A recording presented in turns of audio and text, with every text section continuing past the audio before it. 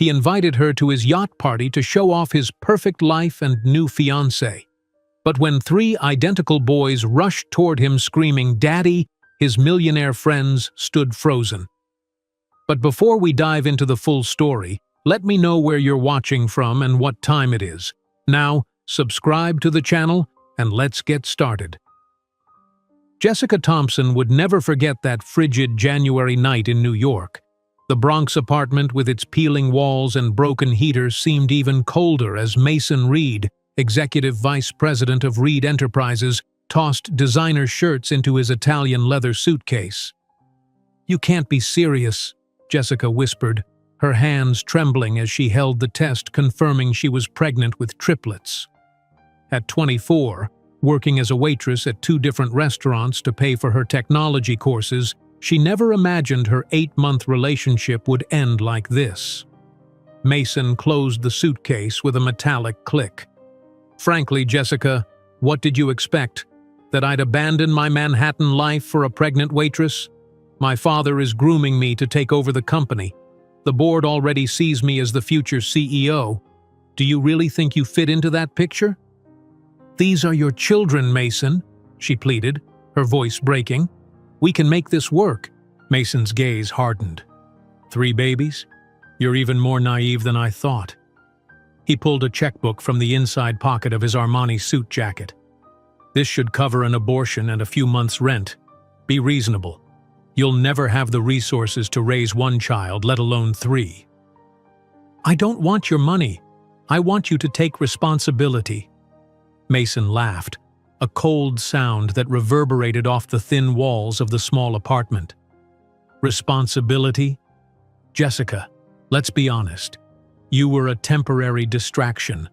Fun, perhaps, but absolutely insufficient for someone in my position. You're ordinary, unpolished, no connections, nothing exceptional to offer beyond a pretty face, which, frankly, I can find anywhere in Manhattan." He tossed the check onto the coffee table. "You'll never be enough for the world I belong to, and these," he gestured dismissively toward the ultrasound, "would be a constant reminder of my lapse in judgment." When the door slammed, Jessica collapsed to the floor, the pregnancy nausea mixed with suffocating panic. Her family in Idaho could barely support themselves. There was nowhere to go back to, no adequate health insurance, no savings, rent due in 2 weeks. Jessica crawled to the bathroom, barely making it before retching into the toilet. The cold porcelain against her forehead was the only thing that felt real. How had everything fallen apart so quickly? Just last night, Mason had taken her to dinner, charming as always, though now she recalled his momentary freeze when she mentioned feeling unwell lately. She stared at the ultrasound picture, 3 tiny heartbeats captured in grainy black and white, 3 lives growing inside her, 3 children who would depend entirely on her. "I can't do this," she whispered, then immediately felt ashamed. She thought of her mother, who'd worked 3 jobs after her father left. "One day at a time," Mom always said. But her mother had only had 2 children, not 3, and at least a small support system. Jessica dragged herself to the kitchenette where Mason's check lay on the table. $10,000. More money than she'd ever seen at once. Enough for an abortion and a few months' breathing room, as he'd coldly calculated. Her hand hovered over it, trembling. For a moment, the temptation to take the easy way out was overwhelming. Then her eyes fell on her small bookshelf, programming textbooks she'd been studying at night after double shifts. Her dream of building a career in technology, of creating something meaningful in the world. "No," she said aloud, her voice stronger. "We'll find another way." Over the next 3 months, Jessica's life became an exhausting blur. Morning sickness hit her hard during the breakfast rush at Milo's diner, and her manager's patience wore thin as she made frequent dashes to the bathroom. "I'm sorry, Jessica," he said one Tuesday morning after she'd spilled an entire tray of orders. "You're just not keeping up anymore. We need someone reliable." She lost that job but kept the evening waitressing position at Antonio's Italian, where the manager's wife had suffered through difficult pregnancies and showed rare compassion. To make up the difference, Jessica started cleaning houses during the day, scrubbing toilets and mopping floors while trying not to inhale too many chemical fumes. She slept 4 hours a night, studied programming during lunch breaks, and cried silently in the tiny bathroom of the apartment she now shared with 2 other women to save on rent.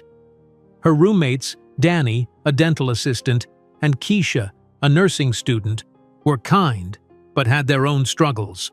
They couldn't afford to carry someone unable to pay her share. At 16 weeks pregnant, Jessica sat in the community clinic waiting room, exhausted beyond measure. Her blood pressure had been elevated at the last visit, and Dr. Sanders had warned her about working so much. "Jessica Thompson?" the nurse called. The examination room was cold and the paper crinkled beneath her as Dr. Sanders frowned at her chart. "Your blood pressure is still too high. Are you getting any rest at all?"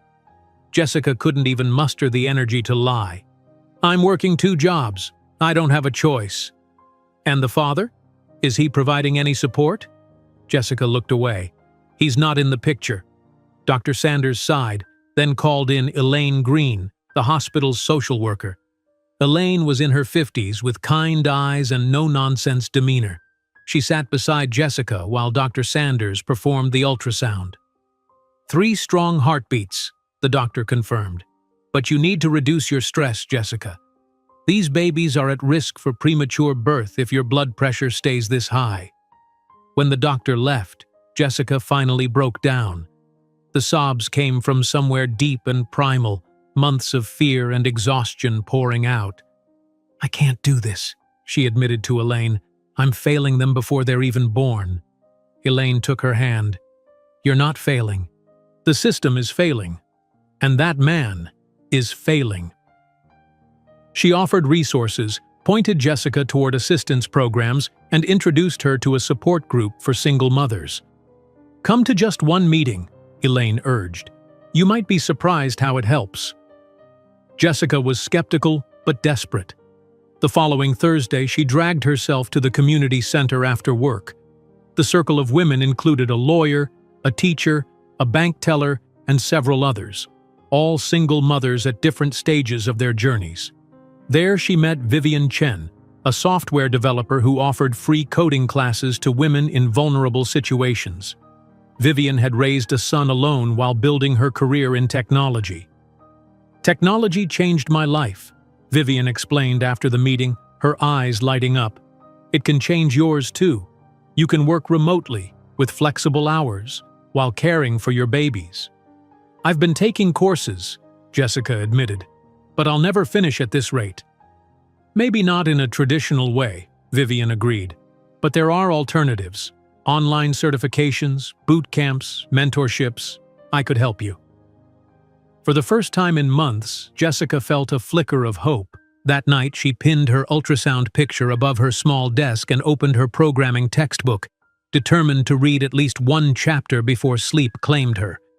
The weeks passed in a fog of exhaustion.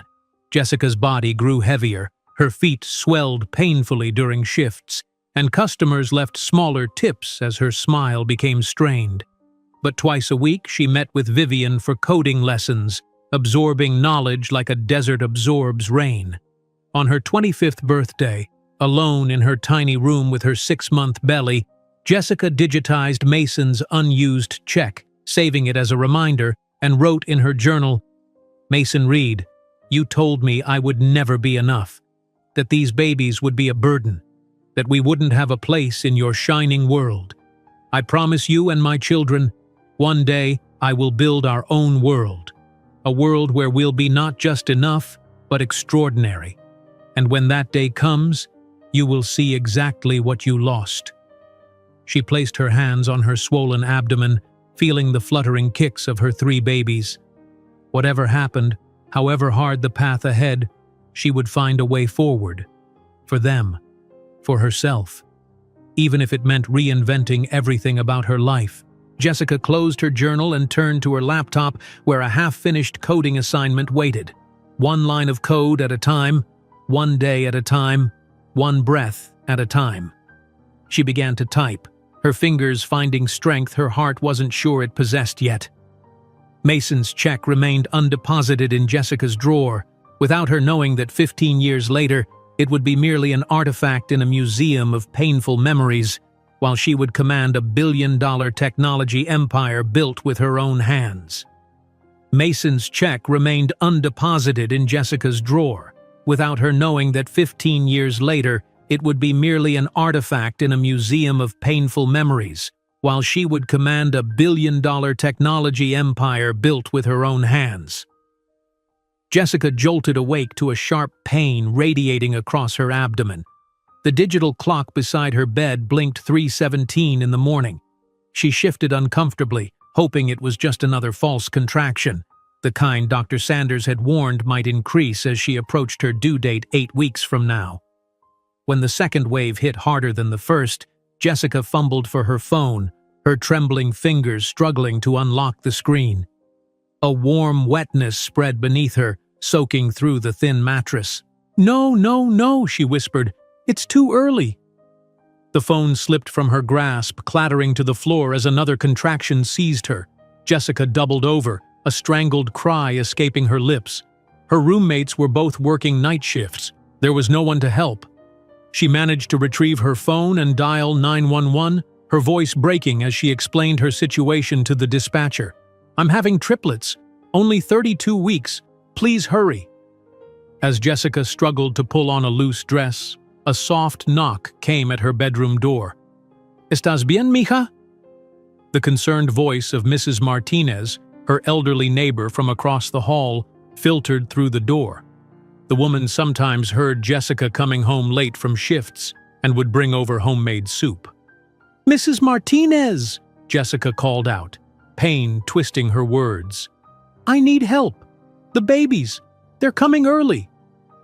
The door creaked open, revealing the small woman in a faded housecoat. Her eyes widened at the sight of Jessica hunched over, clutching her belly. "Dios mío," she gasped, quickly crossing herself before rushing to Jessica's side. "Respire, mija, respire." With surprising strength for her 73 years, Mrs. Martinez helped Jessica toward the door. "My nephew, he is visiting. He has a car. We will get you to the hospital faster than any ambulancia." The ride to the hospital passed in a blur of pain and fear. Jessica clutched Mrs. Martinez's hand in the back seat while the elderly woman's nephew, a quiet man in his 40s, navigated the empty pre-dawn streets with determined focus. "Too early," Jessica kept mumbling between contractions. "They're too small." "Babies are stronger than we think," Mrs. Martinez assured her, though worry clouded her weathered face. The emergency entrance of Bronx General Hospital blazed with fluorescent light as Jessica was rushed inside, Mrs. Martinez hurrying alongside until a nurse gently steered her toward the waiting area. "Premature triplets at 32 weeks, the intake nurse announced as Jessica was transferred to a gurney. BP 160/95, contractions 3 minutes apart. A flurry of activity surrounded her as an obstetrician appeared, checking the monitors being rapidly attached to Jessica's swollen belly. "Ms. Thompson, I'm Dr. Patel. We're going to do everything we can to delay delivery, but you need to prepare yourself. These babies might be coming today." Tears streamed down Jessica's face as she nodded. "I don't have anyone," she confessed, the words catching in her throat. "I'm alone." A kind-faced nurse named Susan took Jessica's hand. "Today you're not alone. We're here with you." Despite medication to slow the contractions, Jessica's labor progressed relentlessly. By noon, her blood pressure had climbed dangerously high, and Dr. Patel made the call for an emergency C-section. "It's safer for you and the babies," she explained as Jessica was prepped for surgery. "They'll go straight to the NICU. We have an excellent team waiting for them." Under the harsh operating room lights, Jessica trembled with fear. The anesthesiologist spoke soothingly as he administered the spinal block, but nothing could calm the terror coursing through her veins. This wasn't how it was supposed to happen. The babies weren't ready. She wasn't ready. At 12:43 in the afternoon, Alexander Reed Thompson announced his arrival with a surprisingly robust cry for his 4-pound frame. Dr. Patel held him briefly over the surgical drape, allowing Jessica a glimpse of her firstborn's scrunched face before he was whisked away by the NICU team. 2 minutes later, Benjamin followed, smaller and quieter than his brother, his tiny chest working harder to draw breath. Jessica caught only a flash of dark hair before he too disappeared into the waiting incubator. Christopher, the smallest at 3 pounds 9 ounces, emerged last, silent and blue-tinged. The room tensed as neonatologists immediately began working on him. "Is he breathing?" Jessica asked, panic rising in her voice. "Please tell me he's breathing." After what felt like eternity, a thin wail rose from the warming table. "He's a fighter," Dr. Patel assured her as Christopher was rushed to join his brothers. In the recovery room, Jessica drifted in and out of consciousness, the effects of surgery and medication clouding her mind. When she fully awoke, a hospital social worker she hadn't met before sat beside her bed. "Ms. Thompson, I'm Elaine Green," the woman said, her gray-streaked hair pulled back in a practical bun. "How are you feeling?" "My babies," Jessica managed. "Are they okay?" "They're stable, which is excellent news for triplets born at 32 weeks. Would you like to see some pictures?"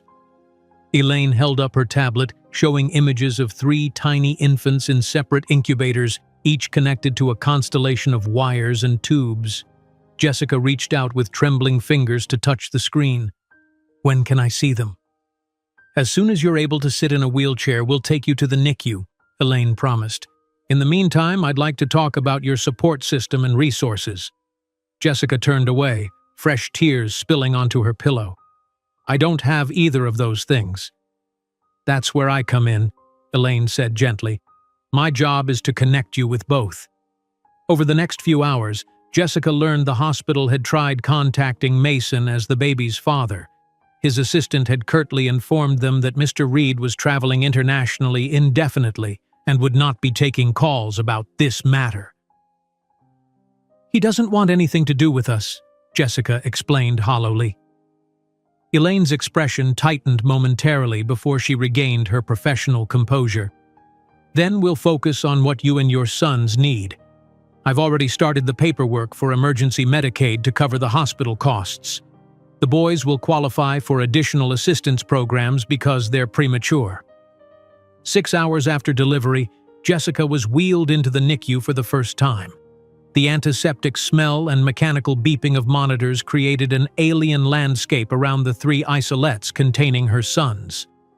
"You can touch them through these openings," the NICU nurse explained, showing Jessica how to place her hands through the portholes of Alexander's incubator. "Skin contact is vital, even if you can't hold them yet." Jessica gently placed her finger against Alexander's tiny palm. Immediately, his fingers curled around hers with surprising strength. The simple reflex broke something open inside her, a fierce, protective love unlike anything she'd ever experienced. Over the next 3 weeks, Jessica established a grueling routine. She recovered from her C-section while spending every possible moment in the NICU, learning to feed her sons through nasogastric tubes, change diapers smaller than her palm, and interpret the various alarms and monitors keeping them alive. Vivian from the support group visited regularly, bringing homemade meals and often sitting with Jessica during the long NICU hours.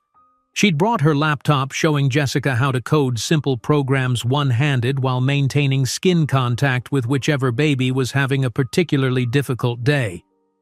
"Programming and breastfeeding actually combine well," Vivian commented, demonstrating how Jessica could position a nursing pillow once the babies were strong enough to attempt feeding. "You'll be multitasking like a pro in no time."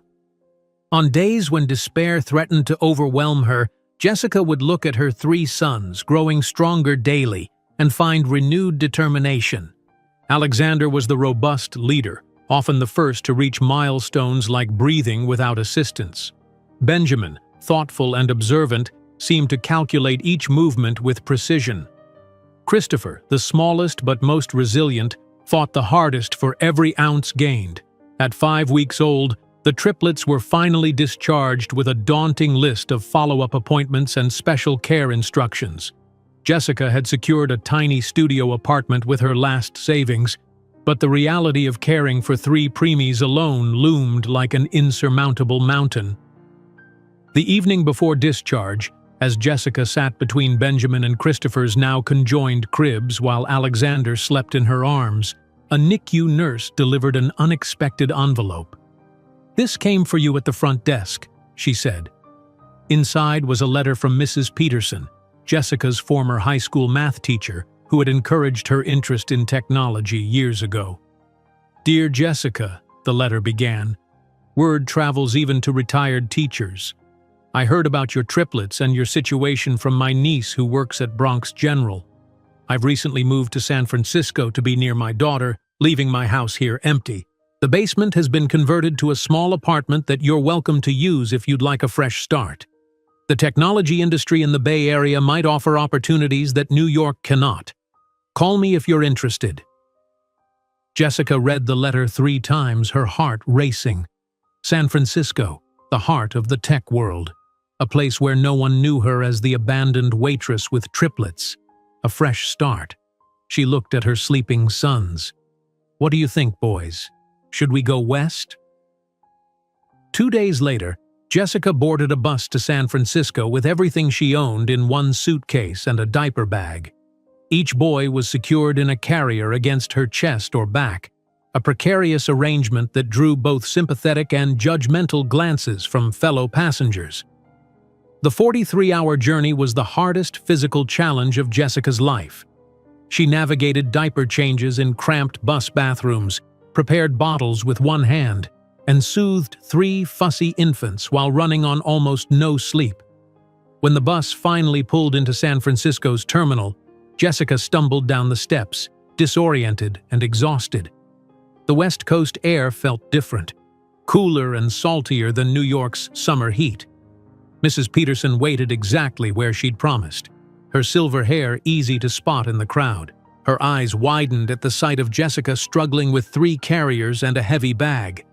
"Oh my goodness!" she exclaimed, rushing forward to take the diaper bag.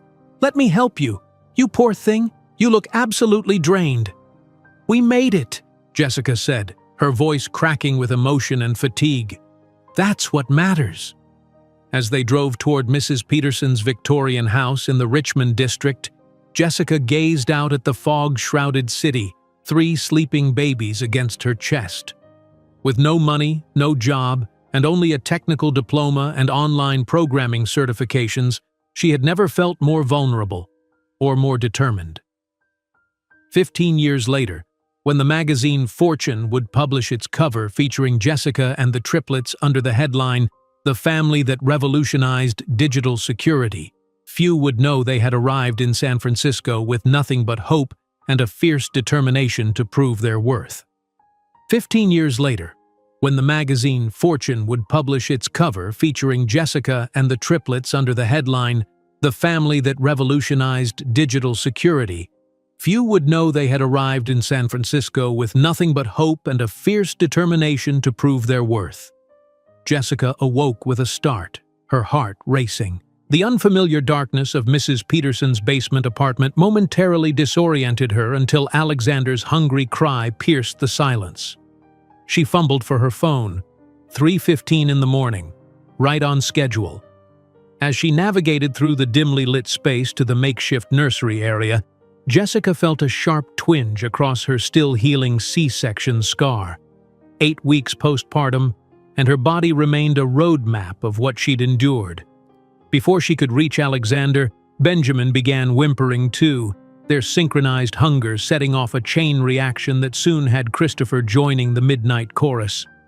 I'm coming," she whispered, gathering Alexander first. His tiny fists pummeled the air as she settled into the second-hand rocking chair Mrs. Peterson had found at a church sale. The next 2 hours passed in a blur of feedings, diaper changes, and soothing. By the time all 3 boys settled back to sleep, the first gray light of dawn filtered through the small basement windows. Jessica knew from experience that she had perhaps 45 minutes before they woke again. Instead of attempting sleep, she pulled her laptop onto her knees and opened the programming tutorial Vivian had emailed yesterday. If she could complete it before the boys woke up, she'd be one step closer to the certification that might lead to remote work. "One line of code at a time," she murmured, echoing Vivian's mantra as her fingers tapped quietly on the keyboard. When Mrs. Peterson appeared at the top of the basement stairs 3 hours later, she found Jessica balancing Benjamin in one arm while typing with her free hand, Alexander and Christopher nestled in a twin bassinet beside her. "Jessica, dear, you look exhausted," the older woman said, descending with a tray of toast and tea. "Did you sleep at all?" Jessica managed a tired smile. "A little. The boys were restless." Mrs. Peterson set the tray down and peered at the screen. HTML and CSS, ambitious for someone operating on no sleep. "It's that or surrender," Jessica replied, accepting the tea gratefully. "And I can't afford to surrender." Over the following months, Jessica established a grueling routine.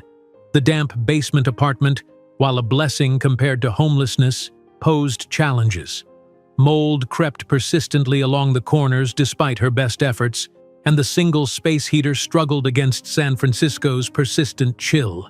She painted the peeling walls herself, transforming the space with leftover paint from Mrs. Peterson's garage, pale yellow to combat the underground gloom.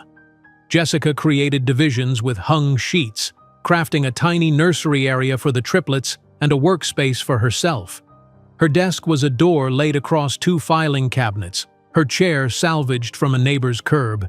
Yet in this makeshift space, she built the foundation of her future, one small victory at a time. The first came when a local bakery hired her to build a simple website. Mrs. Peterson had mentioned Jessica's skills to the owner, who needed an online presence but couldn't afford professional rates. "I can pay $200, the woman offered apologetically during their meeting at the bakery, where Jessica had arrived with all 3 boys strapped to her in various carriers. "I know it's not much. I'll take it," Jessica said quickly, already calculating how many diapers that would buy. She worked on the site during the boys' naps, often coding with Christopher asleep on her chest while Alexander and Benjamin dozed nearby. The project took twice as long as it should have, interrupted by feedings, diaper changes, and occasional colicky screaming sessions that left everyone exhausted.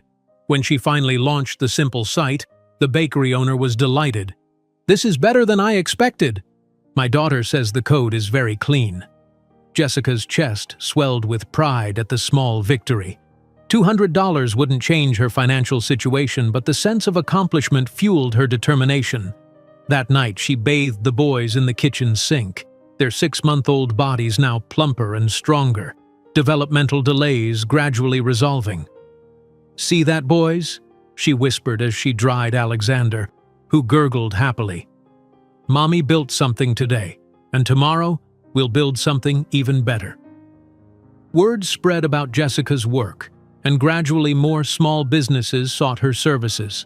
She charged slightly more each time, building a portfolio while still charging less than established professionals. It was barely enough to survive, but it allowed her to start saving a tiny emergency fund and reduce her reliance on assistance programs. The real struggle came with client meetings. Jessica couldn't afford childcare, and revealing she worked from a basement with 3 babies would shatter the professional image she cultivated online. She became adept at scheduling video calls during nap times, positioning her computer so only a blank wall showed behind her. When clients required in-person meetings, Mrs. Peterson occasionally watched the boys, cooing over them like the grandmother they would never know from either side. When the triplets reached 8 months, Jessica faced her first major crisis since arriving in San Francisco. All 3 boys developed respiratory infections within days of each other, their labored breathing terrifying her. The pediatrician blamed the basement dampness but praised Jessica's quick response. "Many premature infants end up hospitalized with conditions like this," he noted while examining Benjamin. "You caught it early." Still, the experience left Jessica shaken. That night, after administering nebulizer treatments to all 3, she collapsed on her thin mattress, too exhausted even to cry. She'd fallen behind on 2 projects during the boy's illness, and a client had threatened to cancel. Mrs. Peterson found her the next morning, staring blankly at her laptop screen, fever-flushed babies sleeping fitfully around her. "You need help, dear," the older woman said, pressing a cool hand to Jessica's forehead. "You're burning up yourself." "I can't stop," Jessica croaked. "If I stop working, we don't eat." Mrs. Peterson disappeared upstairs, returning with homemade chicken soup and surprising news. "My nephew works in construction. He says the rental over his garage is vacant. It's small but above ground with proper heating. He'll give you a good rate." Jessica closed her eyes, overwhelmed by the kindness. "I can't afford to move yet." "You can't afford not to," Mrs. Peterson countered, nodding toward the boys. "Those little lungs need clean air." 2 weeks later, Jessica moved into the tiny apartment over the garage, 500 square feet of space flooded with natural light. The rent stretched her budget painfully thin, but the improved conditions made an immediate difference in the boys' health. The day they turned 1 year old, Jessica splurged on a small cupcake to divide between the 3 of them. She positioned her phone camera on a stack of books and set the timer, wanting to capture the milestone.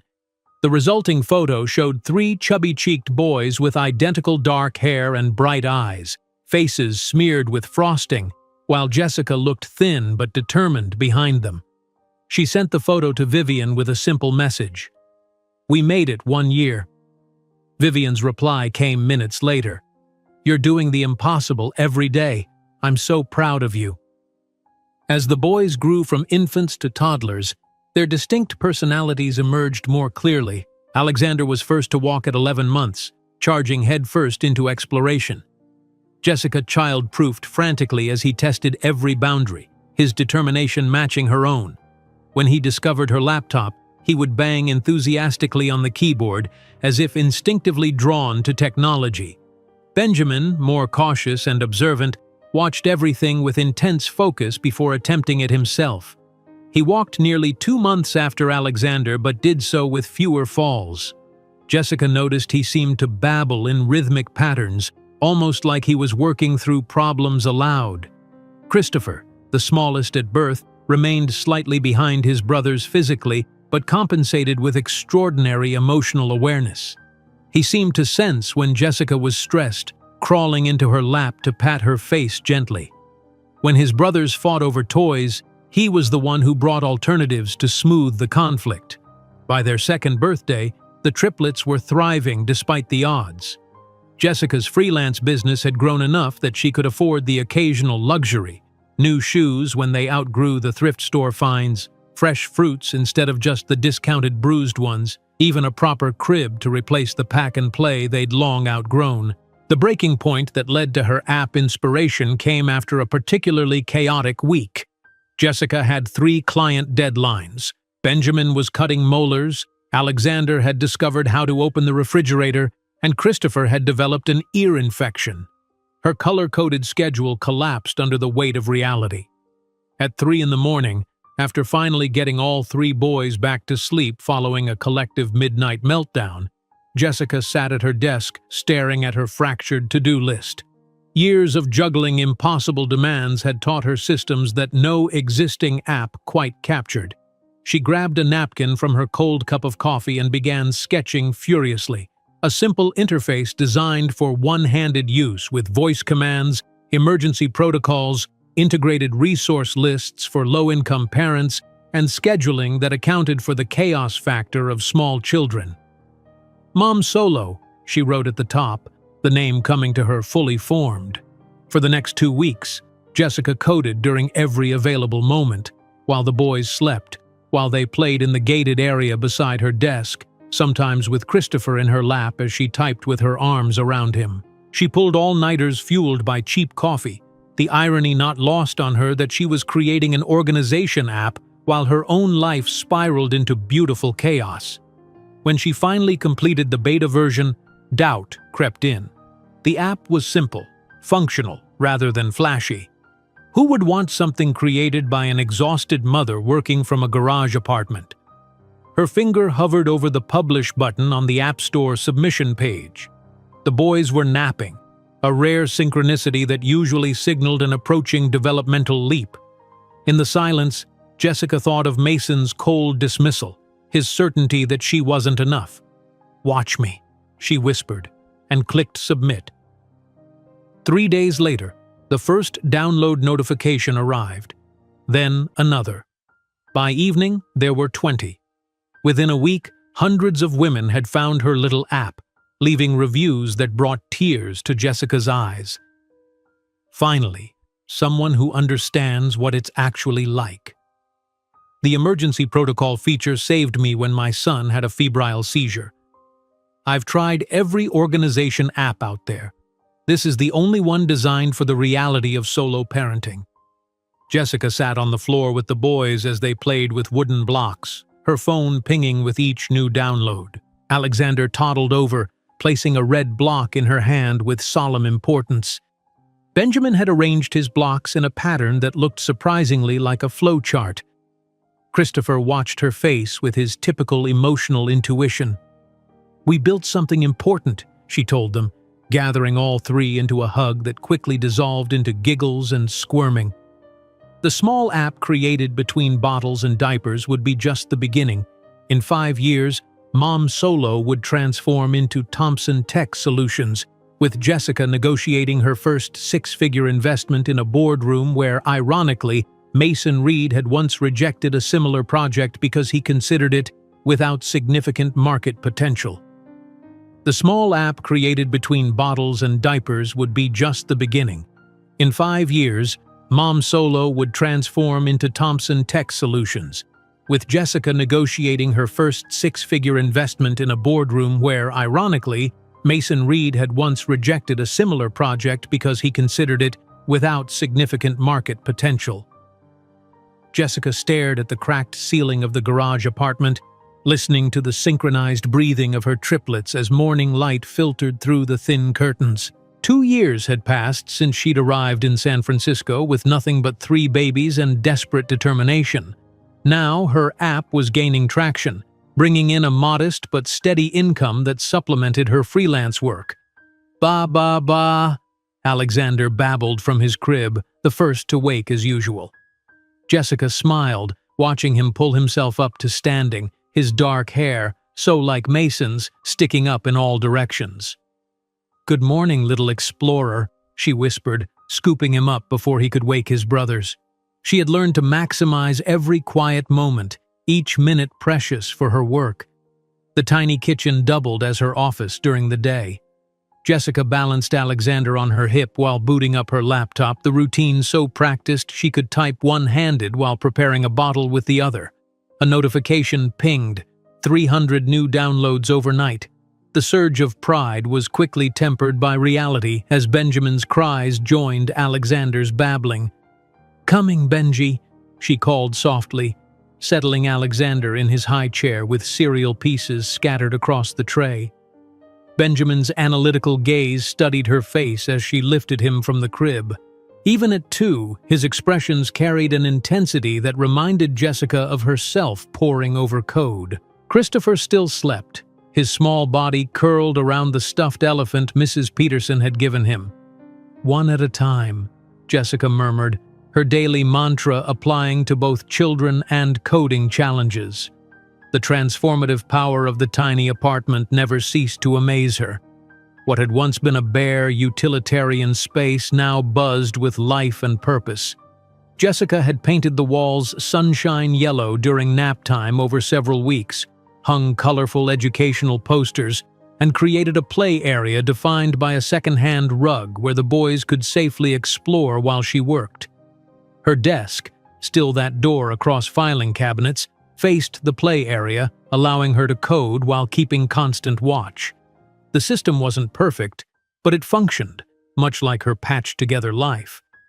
Jessica's first breakthrough came when the local bakery owner, pleased with her website, recommended her to the owner of a small boutique. "She needs someone who can work within a tight budget but still deliver quality," the baker explained over the phone. The boutique owner arrived for their meeting just as Jessica finished changing 3 diapers in rapid succession.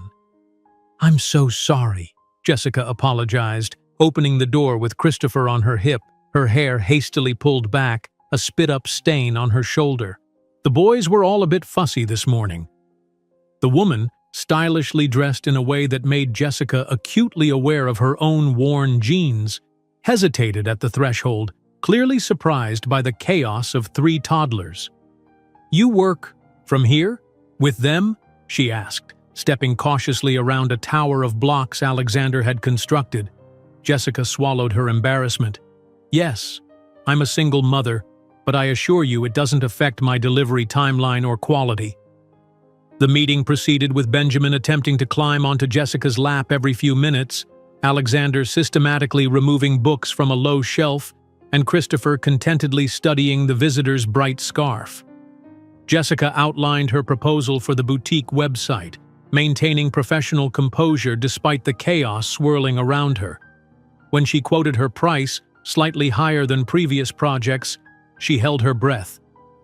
"That's significantly less than other quotes I've received," the boutique owner said, watching with fascination as Jessica simultaneously prevented Alexander from eating a crayon while sketching a wireframe for the proposed site. "How do you manage all this?" Jessica smiled wearily. "One line of code at a time." As Jessica's client list grew, she developed strategies for maintaining a professional image despite her circumstances. For video calls, she created a meeting corner with a plain backdrop, positioning her laptop camera to hide the toys inevitably scattered across the floor. She scheduled calls during the boys' nap time when possible, though this plan frequently collapsed when one or more decided to stage a nap strike. During one particularly important video conference with a potential ongoing client, all 3 boys awoke early from their nap in a collective mood of rebellion. Jessica muted her microphone between speaking points, frantically distributing snacks and whispered pleas for silence. "As you can see in this mock-up," Jessica began, only to have Alexander appear suddenly in frame, his face pressed close to the camera. "Hello," he announced proudly, his first clear word chosen for maximum professional embarrassment. "I'm so sorry," Jessica apologized, mortification heating her cheeks as she gently moved Alexander aside. "My son is adorable," the client finished, smiling. "Are there more of him hiding back there?" The truth tumbled out. 3 2-year-olds, no childcare, working between naps and after bedtime. Instead of the judgment Jessica feared, the client's expression softened. "I raised my daughter alone while building my first business," she confided. "Not triplets, mind you, you're clearly superhuman, but I understand the hustle." The project became a regular contract, complete with flexibility for toddler emergencies built into the timeline. Not every day brought victories. Some mornings, Jessica woke to find all 3 boys had caught the latest daycare cold during their twice-weekly subsidized sessions, their little bodies radiating fever as they clung to her miserably. Work deadlines didn't pause for childhood illnesses, forcing her to code through nights while dispensing medicine and changing sweat-soaked pajamas. One particularly brutal evening, with all 3 boys sick and a project due by morning, Jessica found herself sobbing quietly in the bathroom, the only private space in their small home. Her own fever spiked as she worked, vision blurring over lines of code that seemed to swim before her eyes. Mrs. Peterson discovered her the next morning, slumped over her keyboard, Christopher asleep in her lap while Alexander and Benjamin dozed fitfully in a nest of blankets on the floor beside her. "Jessica, dear heart," the older woman exclaimed, setting down a container of soup. "You're burning up." "Finished the project," Jessica mumbled, her voice raw. "Just submitted it. The boys need medicine again in an hour." Mrs. Peterson's gentle hands guided her to bed, taking charge of medicine schedules and hydration for all 4 patients. "You cannot continue this way," she said firmly as Jessica drifted between feverish consciousness and exhausted sleep. "You'll work yourself into pneumonia." When Jessica recovered enough to think clearly, she found an unexpected email waiting. The client had not only accepted the fever-written code, but included a bonus. "You delivered more than promised. despite what must have been challenging circumstances. We value partners who push through difficulties to meet commitments. The bonus, $500, felt like a fortune. Jessica spent a rare moment simply staring at the figure in her bank account, tears streaming down her face. That night, she splurged on fresh strawberries for the boys, watching their delight as the sweet juice stained their recovering smiles. As Jessica's small business grew, so did the triplets. Their first birthday had passed in a blur of developmental assessments, all showing remarkable progress for premature triplets, and a shared cupcake divided into 3. By the time they approached their second birthday, Jessica had established enough stability to celebrate properly. She positioned her phone camera on a stack of books, setting the timer before rushing to gather all 3 boys. The resulting photo captured chaos in its purest form. Alexander lunging toward the camera, Benjamin methodically deconstructing his portion of cake, Christopher beaming with frosting-covered cheeks, and Jessica looking exhausted but genuinely happy behind them. When Alexander took his first steps directly toward her laptop keyboard, Jessica laughed despite her panic to move the computer out of reach. "Tech-obsessed already," she murmured, saving him from toppling into the desk. Benjamin followed weeks later, his methodical approach evident in how he studied the mechanics of walking before attempting it himself. He babbled in patterns that Jessica swore matched the loops and sequences she wrote in her code, his little voice rising and falling in rhythmic cadence. Christopher, always the most emotionally attuned, seemed to sense when Jessica reached her breaking points. On nights when client revisions pushed her to tears of frustration, his small hand would often pat her face gently, his eyes serious and understanding beyond his years. "We're a team, aren't we?" she whispered to him one night, gathering all 3 into a group hug despite their squirming protests. The inspiration for the app that would change everything came during the week from hell. 3 simultaneous deadlines collided with Benjamin cutting molars, Alexander discovering how to open the refrigerator and decorating the floor with yogurt, and Christopher developing an ear infection that left him clingy and miserable. Jessica's carefully constructed schedule collapsed entirely, leaving her awake at 3 in the morning after finally settling all 3 boys back to sleep. Her color-coded planner mocked her with its neat categories that couldn't possibly contain the beautiful chaos of her reality. Sipping cold coffee, Jessica stared at her fragmented to-do list. Years of juggling impossible demands had taught her systems that no existing app quite captured. She grabbed a napkin and began sketching furiously, a simple interface designed for one-handed use with voice commands, emergency protocols for single parents, resource integration for low-income families, and scheduling that accounted for the unpredictability of life with children. "Mom Solo," she wrote across the top, the name appearing fully formed in her mind. For the next 2 weeks, Jessica existed on minimal sleep, coding during every available moment, while the boys napped while they played in their gated area, sometimes with Christopher dozing against her chest as her fingers flew across the keyboard around his small body. The night she completed the first version, doubt crept in as her finger hovered over the publish button. The app was simple, functional rather than flashy, born of necessity rather than market research. Who would want something created by an exhausted mother in a garage apartment? Mason's dismissive voice echoed in her memory.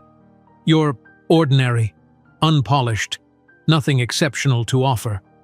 Jessica squared her shoulders, looking at the 3 sleeping boys who defied those cruel words every day with their existence. "Watch me," she whispered, and clicked submit. The first download notification came 3 days later, then another. By evening, there were 20. Within a week, hundreds of women had found her app, leaving reviews that validated every sleepless night. Finally, someone who understands what it's actually like. "The emergency protocol feature saved me when my son had a febrile seizure. I've tried every organization app out there. This is the only one designed for the reality of solo parenting." As download numbers climbed, Jessica sat on the floor with the boys, watching them play with wooden blocks while her phone continuously pinged with notifications. Alexander placed a red block in her hand with solemn importance. Benjamin arranged his blocks in a pattern resembling a flowchart. Christopher, ever the emotional barometer, studied her face with his typical intuition. "We built something important," she told them, gathering all three into a hug that quickly dissolved into giggles and squirming. The small app created between bottles and diapers would be just the beginning. In 5 years, Mom Solo would transform into Thompson Tech Solutions, with Jessica negotiating her first six-figure investment in a boardroom where, ironically, Mason Reed had once rejected a similar project because he considered it without significant market potential. The small app created between bottles and diapers would be just the beginning. In 5 years, Mom Solo would transform into Thompson Tech Solutions, with Jessica negotiating her first six-figure investment in a boardroom where, ironically, Mason Reed had once rejected a similar project because he considered it without significant market potential. Jessica's phone chimed with an email notification as she spooned applesauce into Alexander's eager mouth. 3 identical pairs of eyes watched her from their high chairs, now sturdy 5-year-olds rather than the fragile preemies who had once fit in the palm of her hand. The subject line made her pause mid-spoon. "Your app, investment opportunity." "Just a moment, boys," she murmured, wiping Alexander's chin before tapping the message open. "Ms. Thompson," the email began, "my wife uses your Mom Solo app daily and insists it's revolutionary. I'm David Liang from Horizon Ventures. Your application has untapped potential beyond its current market. Would you be available to discuss investment opportunities? I believe we could take this to the next level." Jessica read the message 3 times, her heart racing. After 3 years of steady growth, Mom Solo had reached 1 million users, mostly through word of mouth among exhausted mothers. She'd expanded the features, improved the interface, even added a community support component, all while raising triplets and taking freelance work to keep them afloat. "Mama, more please," Benjamin requested, his articulation precise as always. At 5, the boys were remarkably verbal, their vocabulary exceeding developmental expectations, a fact their pediatrician attributed to Jessica's constant dialogue with them as she worked. "Of course, sweetheart." She served another spoonful while composing a careful response to David Liang, suggesting a video call later that week. Her finger hesitated over the send button, a familiar doubt creeping in. Was she ready for this? Could she present herself as a legitimate CEO rather than an overwhelmed mother? The reply came within minutes. "Tomorrow at 9? My office in the financial district, or I can come to you if easier with the children." Jessica looked around their small apartment. Though they had upgraded from the garage to a modest 2-bedroom, the space remained obviously that of a single mother with 3 active boys. Toys organized in color-coded bins competed for space with her dual-monitor setup. The wall behind her desk, her designated professional background for video calls, was the only consistently tidy area. She couldn't possibly host an investor here. "I'll arrange childcare and come to your office," she replied, already calculating whether she could afford a babysitter for the meeting. That evening, as she helped the boys brush their teeth, her phone rang. The triplets' regular babysitter, a college student named Megan, apologized profusely. "I have a fever of 102. There's no way I can watch the boys tomorrow." Jessica's heart sank as she tucked the children into their shared bedroom. Her mind raced through alternatives. Mrs. Peterson had moved to assisted living last year. Her neighbor worked days. The mothers from the boys' preschool all had their own children to manage. "What do you think, boys?" she asked softly, sitting on the edge of their bed. "Would you like to come to a business meeting with Mommy tomorrow?" "Will there be cookies?" Alexander asked pragmatically. "Can I bring my tablet?" Benjamin wondered. Christopher, always the most perceptive, tilted his head. "Is it important, Mommy?" Jessica smoothed his hair so like her own. "It might be, sweetheart. It might change things for us. Then we'll be good." Christopher declared with 5-year-old solemnity. The next morning became a carefully orchestrated military operation. Jessica dressed the boys in their matching navy polo shirts and khaki pants, outfits reserved for special occasions. She brushed their dark hair, so reminiscent of Mason that sometimes it caught her breath, and packed a bag with quiet activities, snacks, and emergency supplies. "Remember our meeting rules," she rehearsed as they waited for the bus. "Quiet voices, gentle hands, patient bodies. And no interrupting unless it's a bathroom emergency," Alexander recited. "Or blood," added Benjamin helpfully. "Or fire," Christopher concluded with a solemn nod. The imposing glass tower housing Horizon Ventures made Jessica acutely aware of her discount store blazer and the 3 small boys clutching her hands. The security guard at the desk frowned as they approached. "I'm sorry, ma'am. Children aren't permitted in the office suites without prior authorization." Jessica's heart sank. "I have a 9 o'clock meeting with David Liang. My childcare canceled at the last minute and—" "Let them through, Marcus," a voice called from across the lobby. A man in his early 40s approached, his expression curious rather than annoyed. "I'm David Liang. You must be Jessica Thompson." "Yes, I'm so sorry about bringing my sons. Our babysitter came down with the flu, and I didn't want to cancel." David waved away her apology, crouching to the boy's level. "And who might you 3 be?" "I'm Alexander Thompson," the first triplet announced, extending his hand for a surprisingly firm shake. "These are my brothers Benjamin and Christopher. We're here to be very quiet and professional." David's eyebrows rose as he shook each small hand in turn. "Well, I'm impressed already. My wife has told me so much about your mother's app. She says it's the only reason she maintains her sanity with our twins." The elevator ride to the 23rd floor felt surreal. Jessica had prepared extensively for this meeting, rehearsing her pitch in the shower and after the boys went to bed.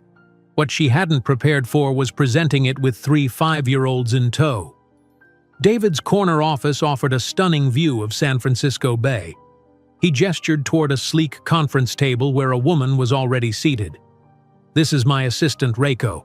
I hope you don't mind if she joins us to take notes." Jessica helped the boys settle on the floor in a corner with their quiet activities before opening her laptop. "Thank you for accommodating us, Mr. Liang." "David, please, and I'm genuinely curious how you manage everything. My wife can barely handle our twins with a nanny and my help." Jessica launched into her prepared presentation, displaying growth charts and user engagement metrics. 10 minutes in, she noticed David's attention drift to the corner where the boys were sitting. Following his gaze, she saw Alexander leaning over to examine the financial projection on her screen. "That number doesn't look right, Mommy," Alexander said, pointing to a cell in her spreadsheet. Jessica began to apologize, but David held up his hand. "What seems wrong, young man?" Alexander approached the table, his small finger tracing the growth projection. "If the users are growing this fast," he pointed to one column, "then this number should be bigger here." He indicated the revenue projection for the 3rd quarter.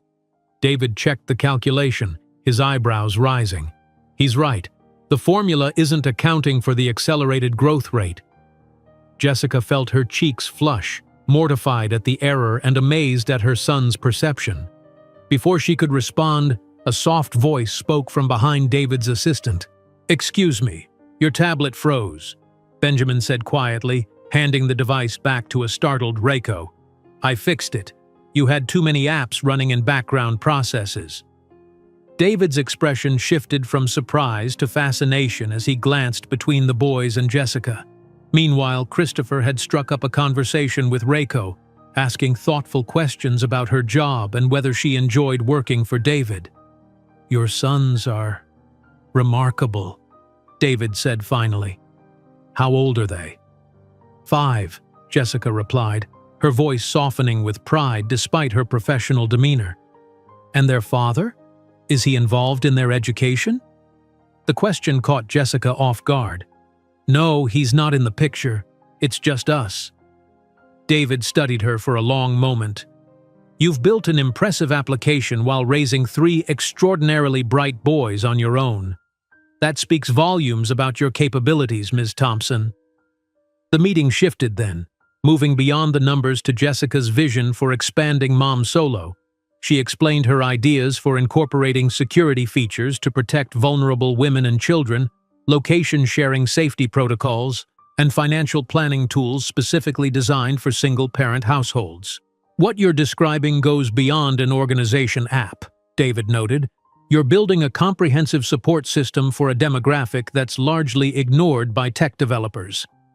"Because most tech developers have never had to change diapers while debugging code," Jessica replied with a small smile. By the meeting's end, the boys had charmed everyone in the office.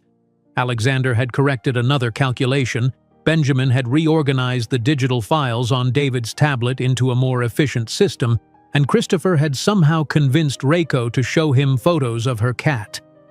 As they prepared to leave, David walked them to the elevator. "I'd like to offer you an initial investment of $150,000 for 20% equity," he said quietly. "I believe in what you're building, Jessica, and not just the app, your family, your vision. I'd like to invest in all of it." Jessica steadied herself against the wall, the figure echoing in her mind. It was more money than she'd ever imagined having at once. "I'll need to review any terms carefully," she managed, professional instincts kicking in despite her shock. "Of course," David smiled. "Take your time, but I hope you'll accept. I want to invest not just in your application, but in you and your vision." He glanced at the 3 boys waiting patiently by the elevator. "And perhaps in your sons too, in the future." 3 weeks later, Jessica signed the investment agreement. The funds allowed her to hire 2 part-time developers, rent a small office space near the boys' school, and finally buy new shoes for 3 growing boys who seemed to outgrow everything overnight. The office was sparse but functional, just 2 additional desks besides her own. Basic furniture they assembled themselves one weekend. Alexander helped measure the space for furniture placement, Benjamin organized the computer cables with meticulous precision, and Christopher charmed the building manager into giving them extra keys at no charge. Jessica's first hire was Lisa Chen, a single mother herself who had responded to Jessica's carefully worded job posting. Flexible hours for parents prioritized over traditional work experience. With a background in administrative assistance and basic coding skills, Lisa quickly became indispensable, managing schedules and client communications while Jessica focused on development. The breakthrough that would cement their future came from an unexpected source. One evening, Jessica observed the triplets communicating in their unique way, a combination of English, made-up words, and subtle gestures that only they fully understood. "How do you know what each other is thinking?" she asked, watching them coordinate a complex block structure without speaking. "We have a secret code," Alexander explained simply. "It's not really secret," Benjamin clarified. "It's just patterns. Patterns that feel right," Christopher added. That night, after tucking them in, Jessica stared at her computer screen, thinking about security vulnerabilities in digital communications. What if encryption could work more like the triplets' intuitive code? Patterns that shifted based on relationship and context rather than fixed algorithms? For weeks, she worked through the nights, sleeping only 2 hours before waking to get the boys ready for school. The security protocol she developed was unlike anything on the market. Adaptive, responsive, and remarkably difficult to breach. When she finally tested the completed code, the results exceeded her expectations. She submitted a patent application the next day, then collapsed into bed, sleeping a full 8 hours for the first time in years. The call that changed everything came 3 days later. "We're impressed with your security protocol," said the voice on the other end, a representative from a mid-sized tech company specializing in data protection. "We'd like to acquire the rights for $4.3 million. Jessica nearly dropped the phone, her hand shaking so badly she had to set it down on the counter. I'll need to consult with my advisor," she managed, thinking of David Liang.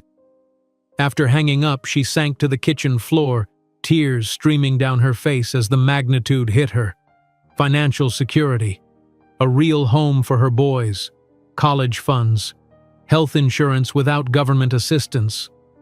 When the boys returned from school that afternoon, they found their mother still sitting on the kitchen floor, though her tears had dried. "Mommy, are you sad?" Christopher asked, immediately sensing her emotional state. "No, sweetheart," Jessica said, gathering all three into her arms. "Mommy built something important today, something that's going to change our lives." The check for $3 million would be framed on the wall of the first official office of Thomson Tech Solutions, though Jessica didn't know that 8 years later, this amount would represent less than 0.1% of the empire she would build, an empire that would eventually bring Mason Reed to his knees. The check for $3 million would be framed on the wall of the first official office of Thomson Tech Solutions, though Jessica didn't know that 8 years later, this amount would represent less than 0.1% of the empire she would build, an empire that would eventually bring Mason Reed to his knees. With the capital from the security protocol sale, Jessica stood at the threshold of possibility.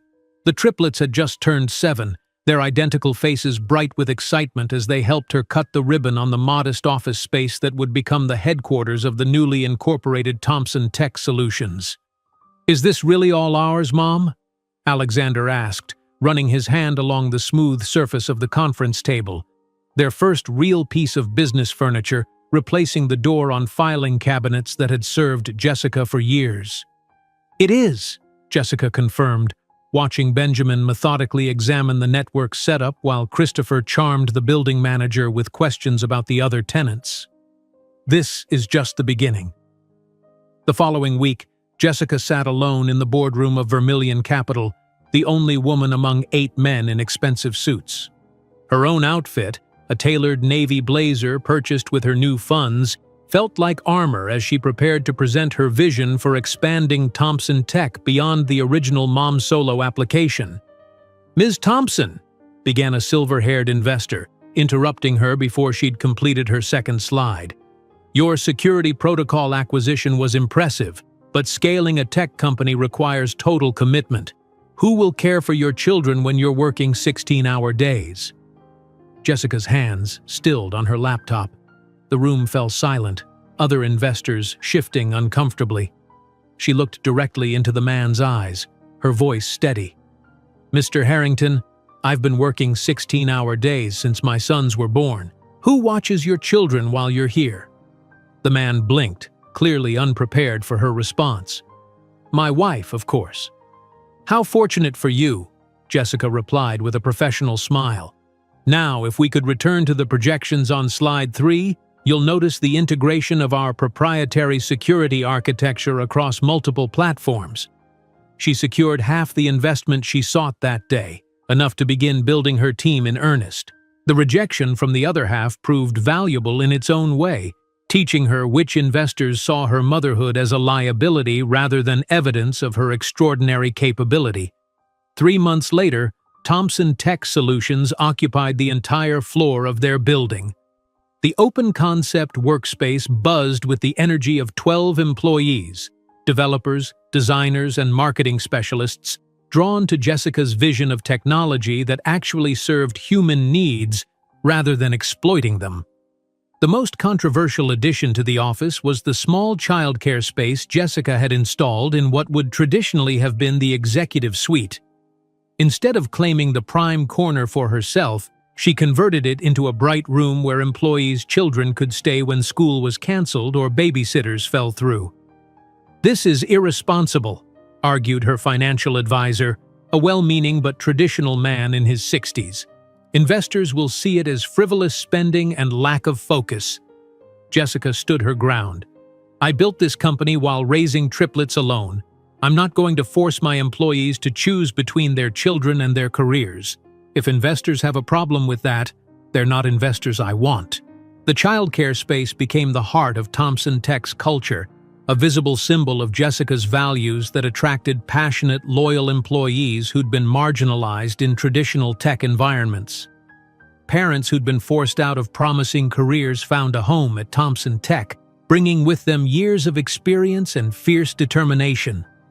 At home, the triplets thrived in the stability their mother's success provided. They had moved to a modest 3-bedroom house, nothing ostentatious, but a far cry from the garage apartment of their early years. Each boy now had space to develop his unique interests, though they still preferred to sleep in the same room most nights, their bond undiminished by prosperity.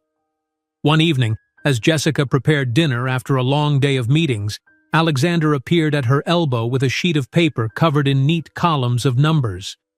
"Mom, I've been tracking our household expenses against your salary projections," he announced, completely serious despite being only 10 years old. "If we maintain current spending levels and account for inflation, we'll need to adjust our budget in approximately 8 months." Jessica set down her knife, studying her son's calculations. They were remarkably sophisticated for a child his age, and entirely accurate. "That's impressive analysis, Alex, but how did you get my salary projections?" Alexander looked momentarily guilty. "I may have looked at the spreadsheet you left open last week. Sorry." Instead of scolding him, Jessica pulled out a chair. "Let's look at this together. There are some additional revenue streams you haven't accounted for." Meanwhile, Benjamin had retreated to his corner of the living room, where he sat cross-legged on the floor surrounded by coding books, his small fingers flying across a laptop keyboard. At 9 years old, he had already mastered 3 programming languages and was working on his first independent application, a simple game that would later go viral at his school. Christopher, ever the people person, was on the phone with Mrs. Peterson, patiently explaining how to use the tablet Jessica had given her for her 75th birthday. His natural empathy made him an excellent teacher, breaking down complex technology into understandable steps. Jessica watched her sons with a mixture of pride and amazement. They were extraordinary in ways Mason could never have imagined when he dismissed them as unwanted complications. Each boy carried echoes of his DNA in their appearance, but their characters had been shaped by Jessica's resilience and the unique journey they'd shared. As Thompson Tech grew from startup to established player, Jessica faced the ruthless realities of the male-dominated tech industry. Competitors attempted to poach her best developers.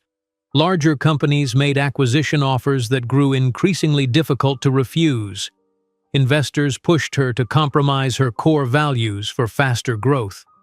During one particularly contentious board meeting, when the company had grown to over 200 employees, a major investor proposed collecting and selling user data from their applications.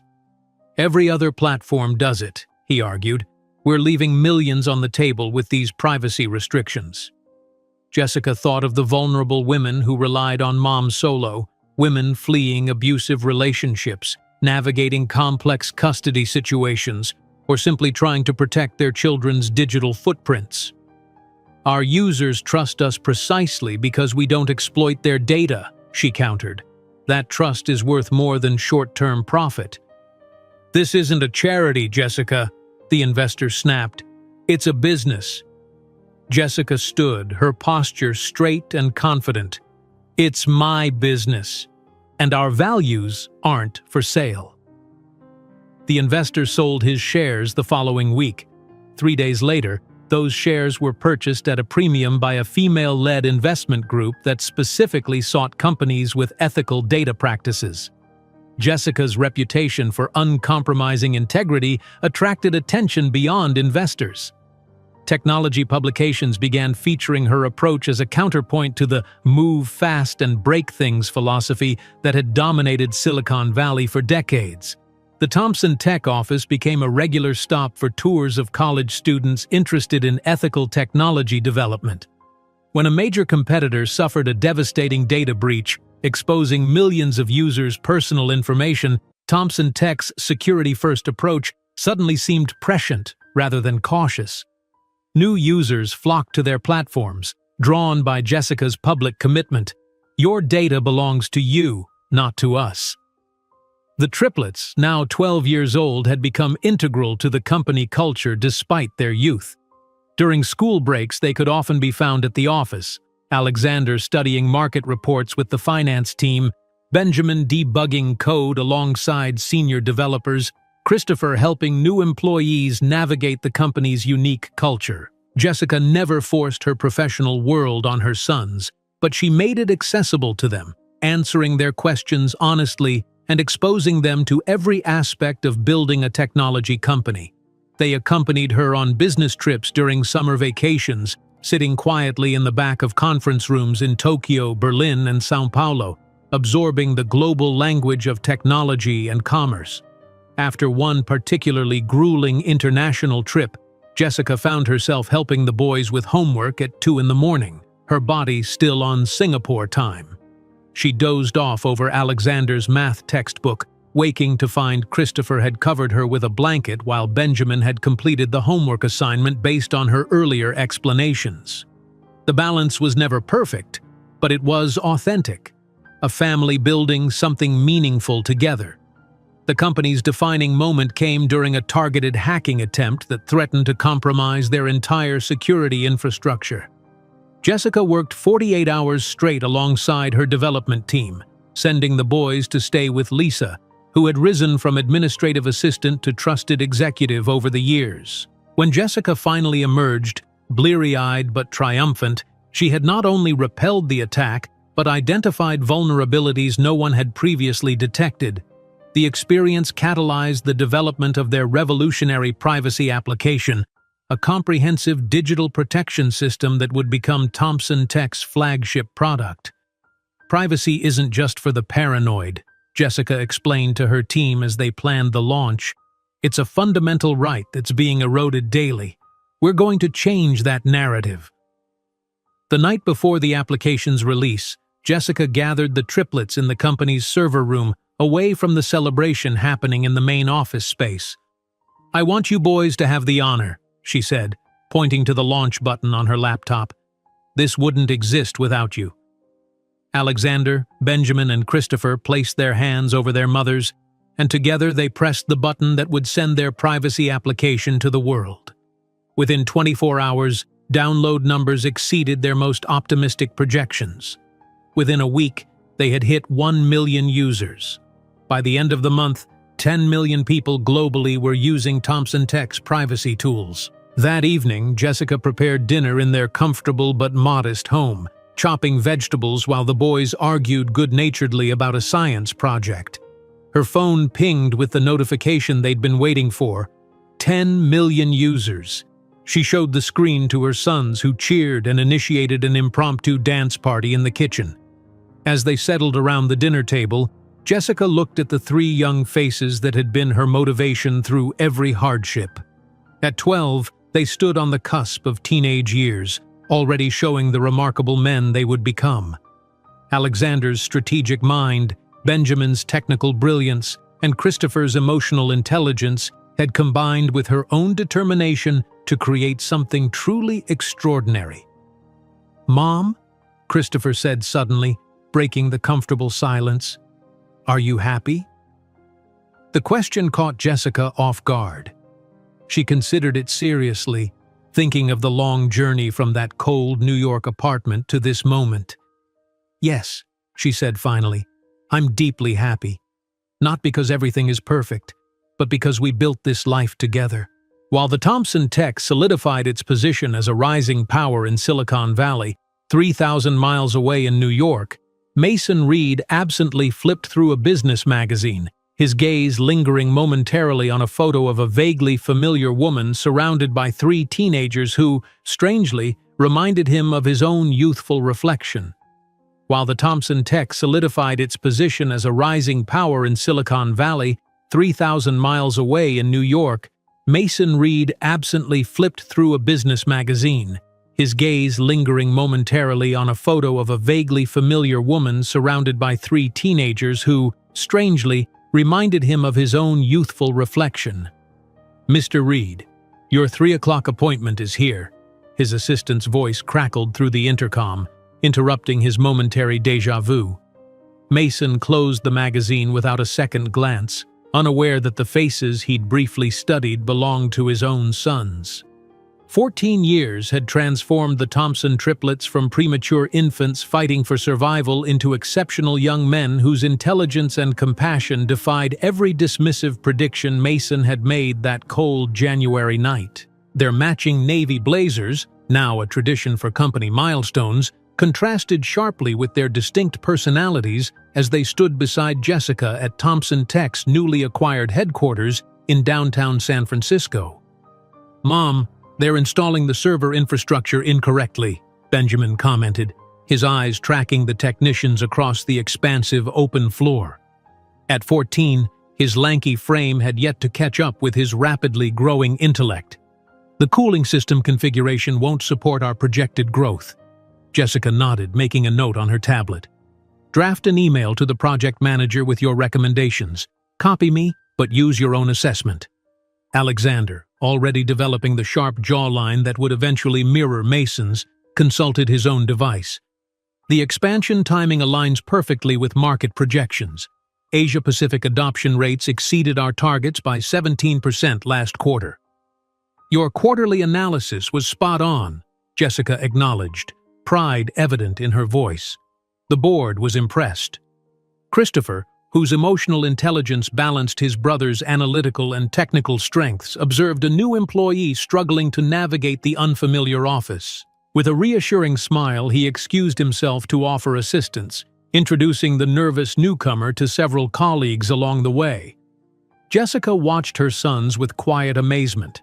The company that had begun in a garage apartment now employed over 2,000 people across 3 continents, with a valuation exceeding $3 billion.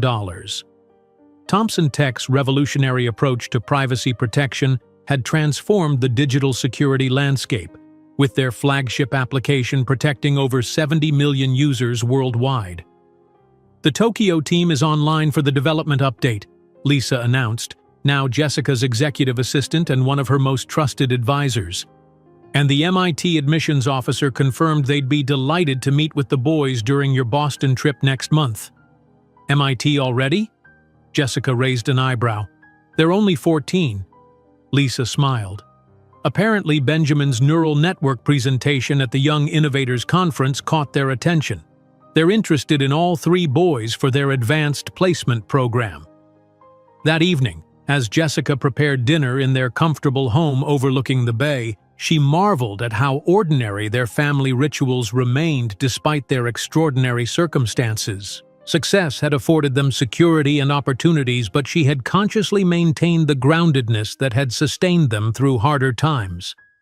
"Mom, can we discuss the Foundation's expansion into rural areas?" Christopher asked, setting the table with careful precision. His passion project, teaching technology skills to children in shelters and underserved communities, had grown from a small local initiative into a nationally recognized nonprofit under Thompson Tech's charitable arm. "After dinner," Jessica promised. Alex wanted to review the Tokyo proposal first. Benjamin looked up from his laptop where he'd been refining his latest language processing algorithm. "I completed the Japanese translation module. It's outperforming Google's accuracy by 7% on colloquial phrases." "That's remarkable," Jessica replied, serving the pasta she'd prepared, still making family meals herself despite having the means to hire a chef. "How did you improve the contextual recognition?" As Benjamin launched into a technical explanation that would challenge most PhDs in computational linguistics, Jessica caught Alexander watching her with unusual intensity. "Everything okay, Alex?" she asked during a pause in Benjamin's explanation. Alexander hesitated, then pulled his tablet from his backpack. "I was researching our competition's leadership structure for my economics project. I found something unexpected." He slid the tablet across the table. On the screen was a photo from a business conference. A man in his 40s with salt and pepper hair at the temples, a sharp jaw, and piercing blue eyes identical to Alexander's own. "This man is Mason Reed, CEO of Reed Enterprises," Alexander said quietly. "He looks exactly like me, like all of us. Is he our father?" The kitchen fell silent. Jessica had never lied to her sons about their father, but she'd shared only the essentials. He had chosen not to be part of their lives, and that reflected on him, not on them. She'd kept Mason's cruel words and the pain of his abandonment to herself, not wanting his rejection to shape their sense of self-worth. Jessica took a deep breath. "Yes, that's your biological father." Benjamin immediately pulled out his phone, searching for more information. Christopher moved closer to Jessica, instinctively offering support while processing his own emotions. "Why didn't you tell us who he was specifically?" Alexander asked, his analytical mind needing to understand all variables. "I never wanted you to measure yourselves against him, positively or negatively," Jessica explained. "Your identities shouldn't be defined by his absence or his success." Reed Enterprises specializes in luxury consumer technology, Benjamin reported, scanning through articles. Market capitalization of $800 million. Declining revenue for the past 3 years. Significant debt restructuring. "Is that why he didn't want us?" Christopher asked quietly. "Business concerns?" Jessica reached across the table, taking each of their hands in hers. "Your father made a choice that reflected his own limitations, not your value. He couldn't see beyond immediate complications to the extraordinary future you represented." That night, after the boys had retreated to their rooms, ostensibly to sleep, though Jessica suspected they were researching everything they could find about Mason Reed, she sat on her balcony overlooking the glittering bay. The empire she'd built from nothing stood as testament to every dismissive word Mason had hurled that night in New York.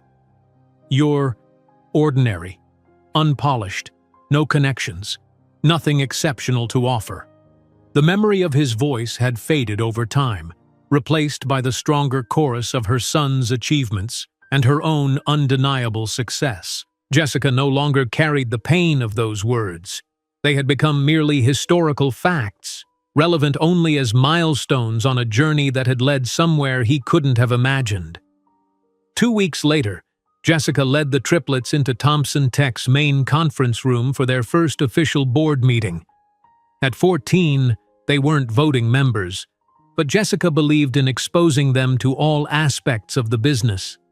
Several board members had initially questioned the appropriateness of teenagers attending, but their skepticism evaporated within minutes. Alexander dissected the quarterly financial projections with the precision of a seasoned analyst, identifying 3 overlooked market opportunities in emerging economies. Benjamin outlined technical improvements that would reduce server costs by 22% while improving performance. Christopher presented a communication strategy for addressing privacy concerns in educational settings that demonstrated remarkable insight into institutional decision-making. "They're extraordinary," whispered a silver-haired board member to Jessica as the presentation concluded. "Harvard will be fighting for them in a few years." "MIT, actually," Jessica replied with a small smile. "They're already on the radar for advanced placement." As they left the meeting, her phone chimed with an email notification. The subject line caught her attention immediately. "Invitation, Annual Technology Innovation Forum, Keynote Speaker Request." The prestigious event, held yearly in New York, traditionally featured CEOs from established technology giants. Never in its 20-year history had a woman been invited as the keynote speaker. "Boys, how would you feel about a trip to New York next month?" Jessica asked, showing them the invitation. "They want me to deliver the keynote at the Innovation Forum." "The same forum where Gilmore announced the first commercially viable quantum interface?" Benjamin asked, eyes widening. "And where Chen revealed holographic storage technology?" Alexander added. "Will we get to see where you used to live?" Christopher asked, always focused on the personal element. Jessica hesitated. "We could. It's not much to look at. Just an old apartment building in the Bronx." "It's part of our story," Christopher said simply. As the trip preparations advanced, Jessica received notification of the complete attendee list. She scanned it briefly, noting potential investors and partners, unaware that among the hundreds of names, Mason Reed, CEO, Reed Enterprises, would change the trajectory of their carefully constructed lives. That same week, the results of the boys' advanced placement tests arrived. Jessica opened the envelope at the kitchen table, the triplets hovering anxiously nearby. Alexander Thompson, she read. Percentile ranking, 99.8 in analytical reasoning. Alexander's face remained serious, but a smile tugged at the corners of his mouth. Benjamin Thompson, percentile ranking, 99.8 in applied mathematics. Benjamin nodded once, as if confirming his own internal calculations.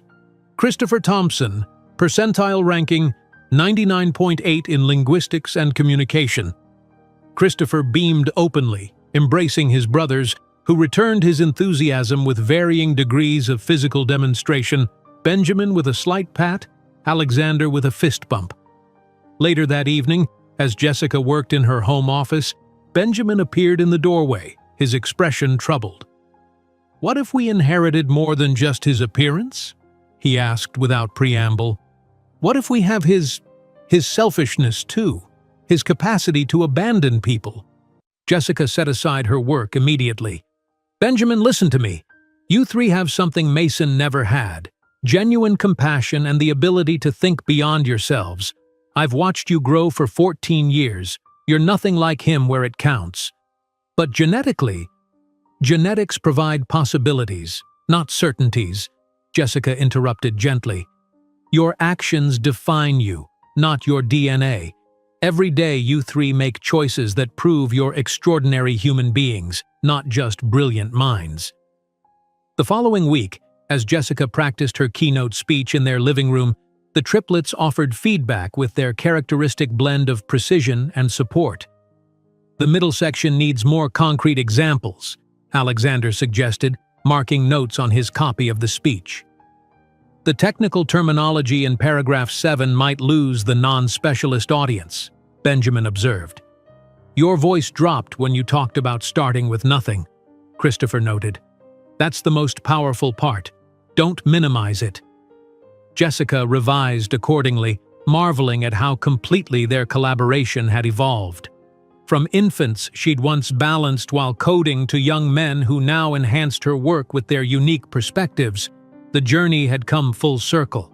As they finalized travel arrangements for New York, Jessica reviewed the conference schedule, her eyes skimming past Mason Reed's name without recognition, while the triplets discussed animatedly the technological innovations they hoped to witness.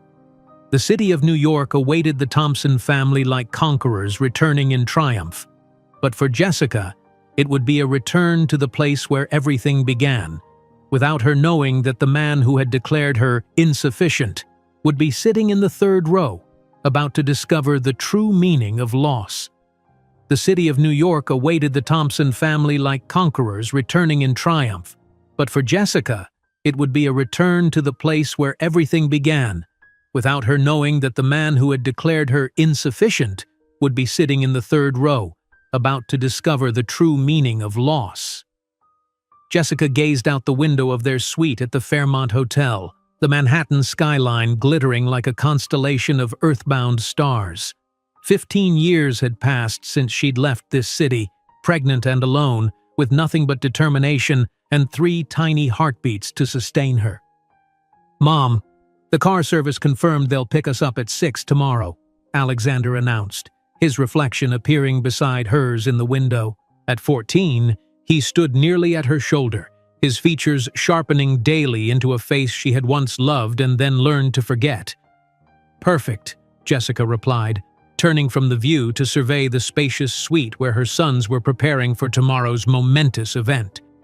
Benjamin sat cross-legged on the sofa, making final adjustments to the presentation slides she would use. Christopher meticulously arranged 3 identical navy suits on the respective beds in the adjoining room. "The forum organizers sent over the final schedule," Benjamin said without looking up from his tablet. "You're scheduled for 9:15, directly after the welcome address. Maximum impact." Jessica nodded, a flutter of anticipation rising in her chest. Tomorrow she would stand before the global technology elite not as the desperate, abandoned waitress she'd once been, but as the CEO of a multi-billion-dollar company revolutionizing digital security. The symmetry was not lost on her, returning triumphant to the city that had witnessed her lowest moment. "Will you mention how you started?" Christopher asked, always attuned to the emotional undercurrents. "About us, I mean?" Jessica smiled softly. "Yes, our beginning is an essential part of the Thompson Tech story." Later that evening, as her son slept in the adjoining room, Jessica rehearsed her speech one final time before the mirror. Her reflection showed a confident woman in her early 40s, her simple but elegant black dress a far cry from the second-hand clothes of her waitressing days. Success had not erased the determination in her eyes, only tempered it with wisdom and quiet confidence. "Innovation doesn't just come from opportunity," she practiced softly, but often from necessity. Morning arrived with characteristic efficiency in the Thompson household. Alexander adjusted his tie with precision. Benjamin verified the presentation files on multiple devices as backup, and Christopher practiced networking techniques in the mirror. Jessica watched them with quiet pride as she fastened the sapphire earrings that were her one concession to luxury, a gift to herself when Thompson Tech reached its first billion in valuation. "Ready to make history, boys?" she asked, gathering her materials. 3 identical grins, so reminiscent of a younger Mason Reed, though she'd never tell them that, flashed back at her. The grand ballroom of the Fairmont Hotel buzzed with the energy of 500 technology leaders, venture capitalists, and media representatives. Jessica and the triplets entered through a side door, immediately drawing attention. Whispers followed their progress. The billionaire CEO and her remarkably identical sons, their reputation preceding them. "Ms. Thompson, we're honored to have you," the forum director greeted her, shaking her hand with barely concealed awe. "Your sons are welcome to sit in the front row during your presentation." Across the room, Mason Reed arrived through the main entrance, distracted and visibly tense. His once crisp posture now carried the slight stoop of a man under constant pressure. His assistant handed him a program, which he glanced at briefly before tucking into his jacket pocket. "Remember," his PR advisor murmured beside him, "we need at least 2 solid partnership prospects from today. The board is getting impatient with the quarterly losses." Mason nodded tersely, scanning the room for familiar faces that might help salvage his company's declining fortunes. At 45, premature silver threading his temples, he looked every bit the beleaguered executive fighting to maintain relevance in a rapidly evolving industry. As the welcome address concluded, Jessica took a deep breath backstage, listening to her introduction. "Our keynote speaker has revolutionized how we approach digital security, building a $5 billion enterprise from nothing while challenging industry norms at every turn. Please welcome Jessica Thompson, founder and CEO of Thompson Tech Solutions." The applause was thunderous as Jessica walked onto the stage, her poise magnetic as she took position behind the podium. The massive screen behind her illuminated with the Thompson Tech logo, elegant in its simplicity. In the third row, Mason Reed absently checked his phone, only half listening to the introduction of a speaker he didn't recognize. When he finally glanced up, the champagne flute in his hand froze halfway to his lips. "Jessica," he whispered, the name escaping involuntarily as recognition dawned. On stage, Jessica began her carefully crafted narrative. "Innovation doesn't just come from opportunity, but often from necessity," she stated, her voice carrying confidently through the ballroom. 15 years ago, I found myself at a crossroads that many would consider insurmountable. The screen behind her shifted to show her journey. First, a small apartment where she'd begun coding. Then the garage space where the first version of Mom Solo was born. "When I began, I was a single mother of triplet newborns, coding between bottles and diaper changes," she continued, prompting appreciative laughter from the audience. Mason's champagne glass slipped from his fingers, the crash muffled by the plush carpet. "Triplets?" The word echoed in his mind as he calculated backwards. 15 years ago, the exact time he'd left Jessica pregnant and alone, believing her claims of multiple heartbeats were exaggerated attempts to trap him. Jessica continued, unaware of the shock registering on her former lover's face. What began as a simple solution for overwhelmed single parents evolved into something much more powerful. We discovered that those who navigate life's greatest challenges often develop the most innovative solutions. The screen displayed the growth trajectory of Thomson Tech, from the modest Mom Solo app to their revolutionary security protocols. Today, Thomson Tech is valued at $5.2 billion, with over 70 million users worldwide trusting our privacy applications. Mason stared in disbelief at the numbers. Reed Enterprises had been struggling to maintain an $800 million valuation after years of declining innovation. The woman he'd dismissed as ordinary and without connections had built an empire 6 times more valuable than his own. "Our latest security protocol," Jessica explained, her hands moving gracefully to emphasize key points, "adapts to threats in real time, creating an impenetrable barrier between vulnerable data and those who would exploit it." As she detailed the technological innovations her company had pioneered, Mason found himself unable to focus on the specifics. Instead, his eyes were drawn to the 3 young men seated in the front row, identical profiles, strong jawlines, and the same piercing blue eyes he saw in the mirror every morning. His sons, the children he'd rejected before they were born, the constant reminder of his lapse in judgment, had become living, breathing young men who now sat proudly watching their mother command the attention of an industry that had once dismissed her. The final portion of Jessica's presentation included a video showcasing Thomson Tech's social responsibility initiatives. The screen filled with images of the triplets teaching coding classes in underserved communities, their confidence and articulation belying their 14 years. "My sons have taught me that our greatest technology is the human capacity to overcome adversity," Jessica concluded as the video ended. "At Thomson Tech, we believe innovation should serve humanity's best interests, not exploit its vulnerabilities." The applause was immediate and sustained as the triplets joined their mother on stage. The visual impact was striking. 3 young men with identical features flanking the woman who had raised them single-handedly while building a technological empire. Mason sat frozen in his seat, the ovation happening around him as if in another dimension. Everything he valued, success, recognition, legacy, stood embodied in the family he had discarded. The sons who should have carried his name were instead living testaments to Jessica's triumph over his cruelty. During the reception that followed, Mason tried repeatedly to approach Jessica, but she remained constantly surrounded by admirers and potential partners. The triplets moved through the crowd with surprising sophistication for their age, each demonstrating different but equally impressive social skills. Alexander engaged with financial executives, discussing market projections with uncanny insight. Benjamin captivated a group of engineers with his detailed knowledge of quantum encryption. Christopher effortlessly charmed everyone from waitstaff to tech moguls with his genuine interest and emotional intelligence. Mason watched from a distance, nursing a scotch and gathering courage. When he finally saw Jessica excuse herself and head toward the terrace for a momentary respite from the crowded ballroom, he seized his opportunity. The evening air carried a slight chill as Jessica stepped onto the terrace, taking a deep breath away from the constant conversation. She heard the door open behind her but didn't immediately turn, assuming it was one of her sons checking on her. "Jessica," a voice called, sending an unexpected jolt of recognition down her spine.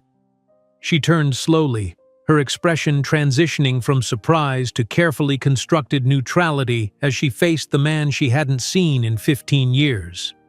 For a brief, unguarded moment, the years collapsed between them.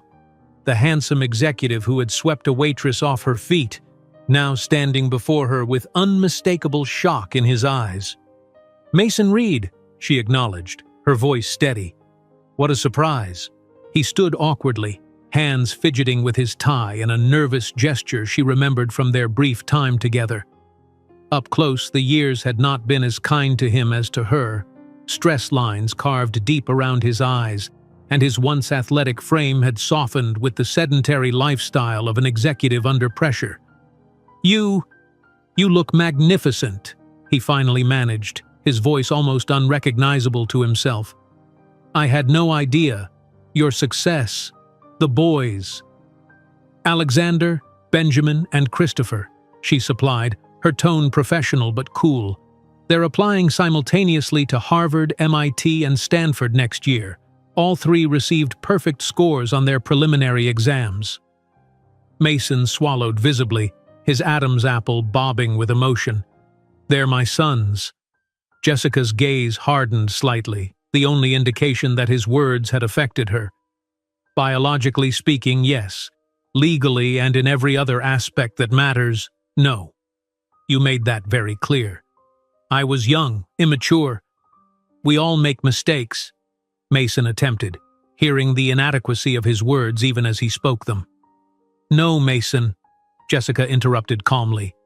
"A mistake is forgetting an anniversary. What you did was a deliberate choice with permanent consequences."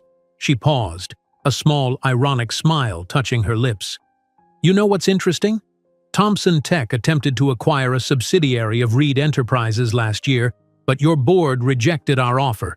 They considered our valuation insufficient." Mason's face paled visibly. "That was your offer? The board didn't tell me. We've been having financial difficulties." "I know," Jessica replied simply. "Everyone knows.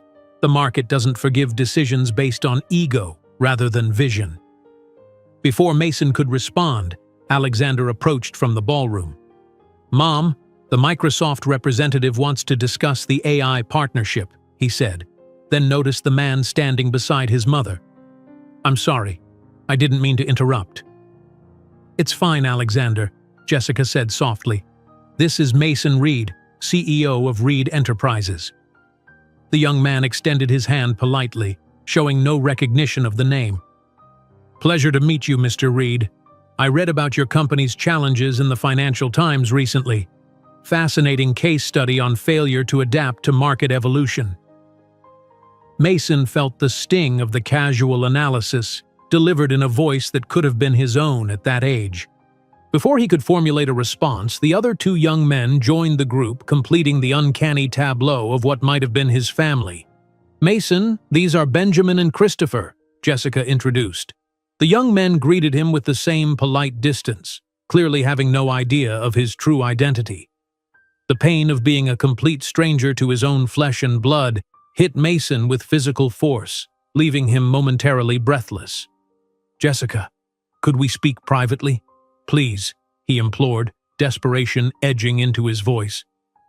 "There's nothing to say that can't be said here," she replied firmly. "They deserve to know who I am," he blurted, louder than intended. The sudden outburst drew attention from nearby guests. Jessica maintained her composure, but her eyes flashed with carefully controlled anger.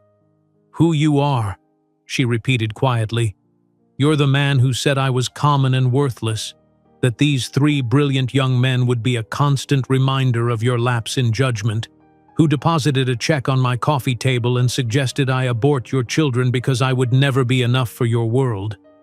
Her voice remained controlled but cut like glass. "Well, Mason, you were right about one thing.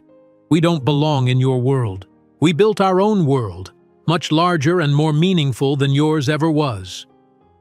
While Jessica and Mason confronted their past on the terrace, the dramatic scene quietly unfolding, Mason Reed had no idea that this meeting was not just a revelation of what he had lost, but the beginning of a public dismantling that would shake the very foundations of the life he had chosen instead of his children.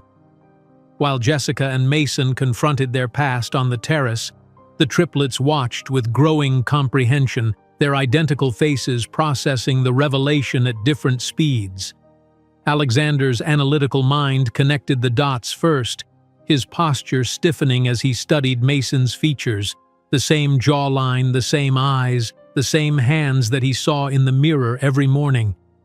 "You are our biological father," Alexander stated, his voice steady despite the emotional earthquake occurring beneath his composed exterior. It wasn't a question, but a conclusion drawn from irrefutable evidence. Mason nodded eagerly, attempting a smile that appeared more desperate than warm.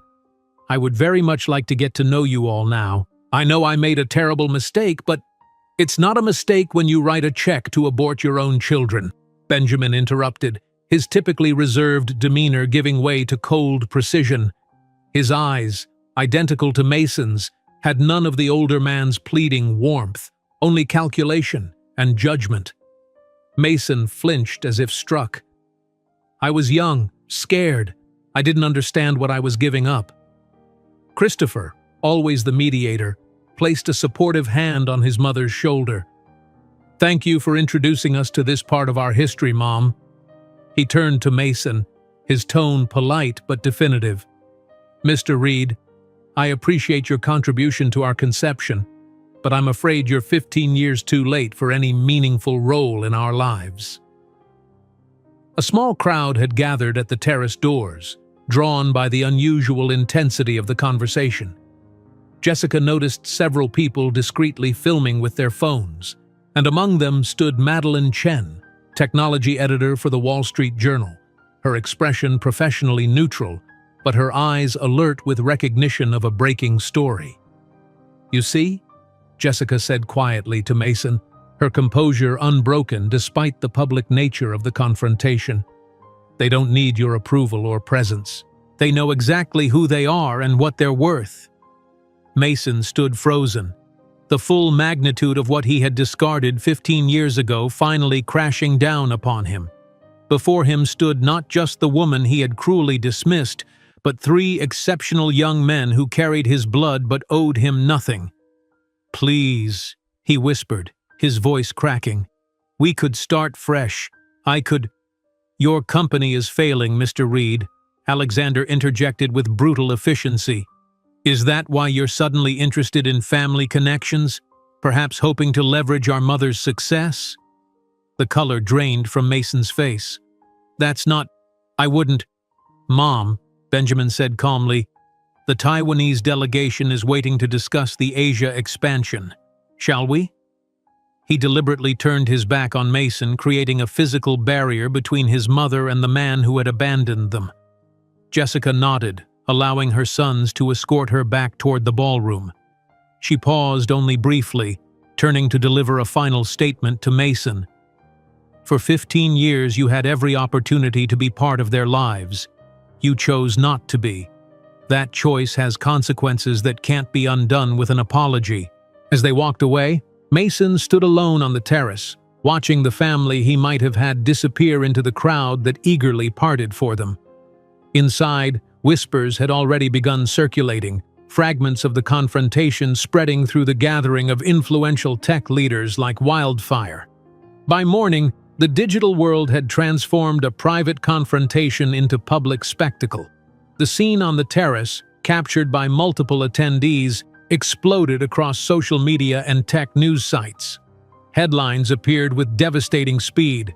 CEO of Reed Enterprises exposed as absent father of Thompson Tech heirs. Tech's most inspiring success story takes new turn. Thompson triplets confront biological father.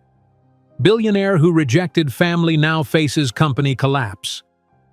Mason awakened to his phone buzzing incessantly with notifications.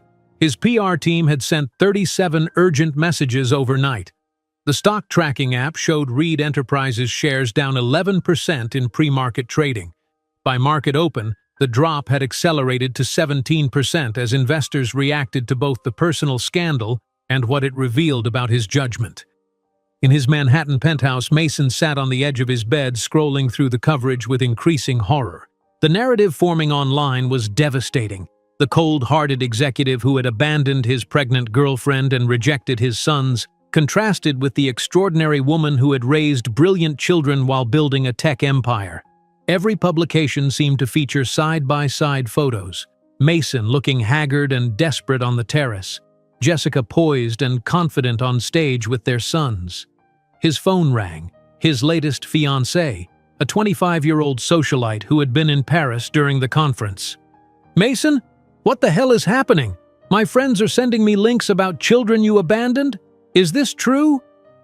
Before he could formulate a response, another call came in. The chairman of his board. "Emergency meeting at 10. Don't speak to anyone until then."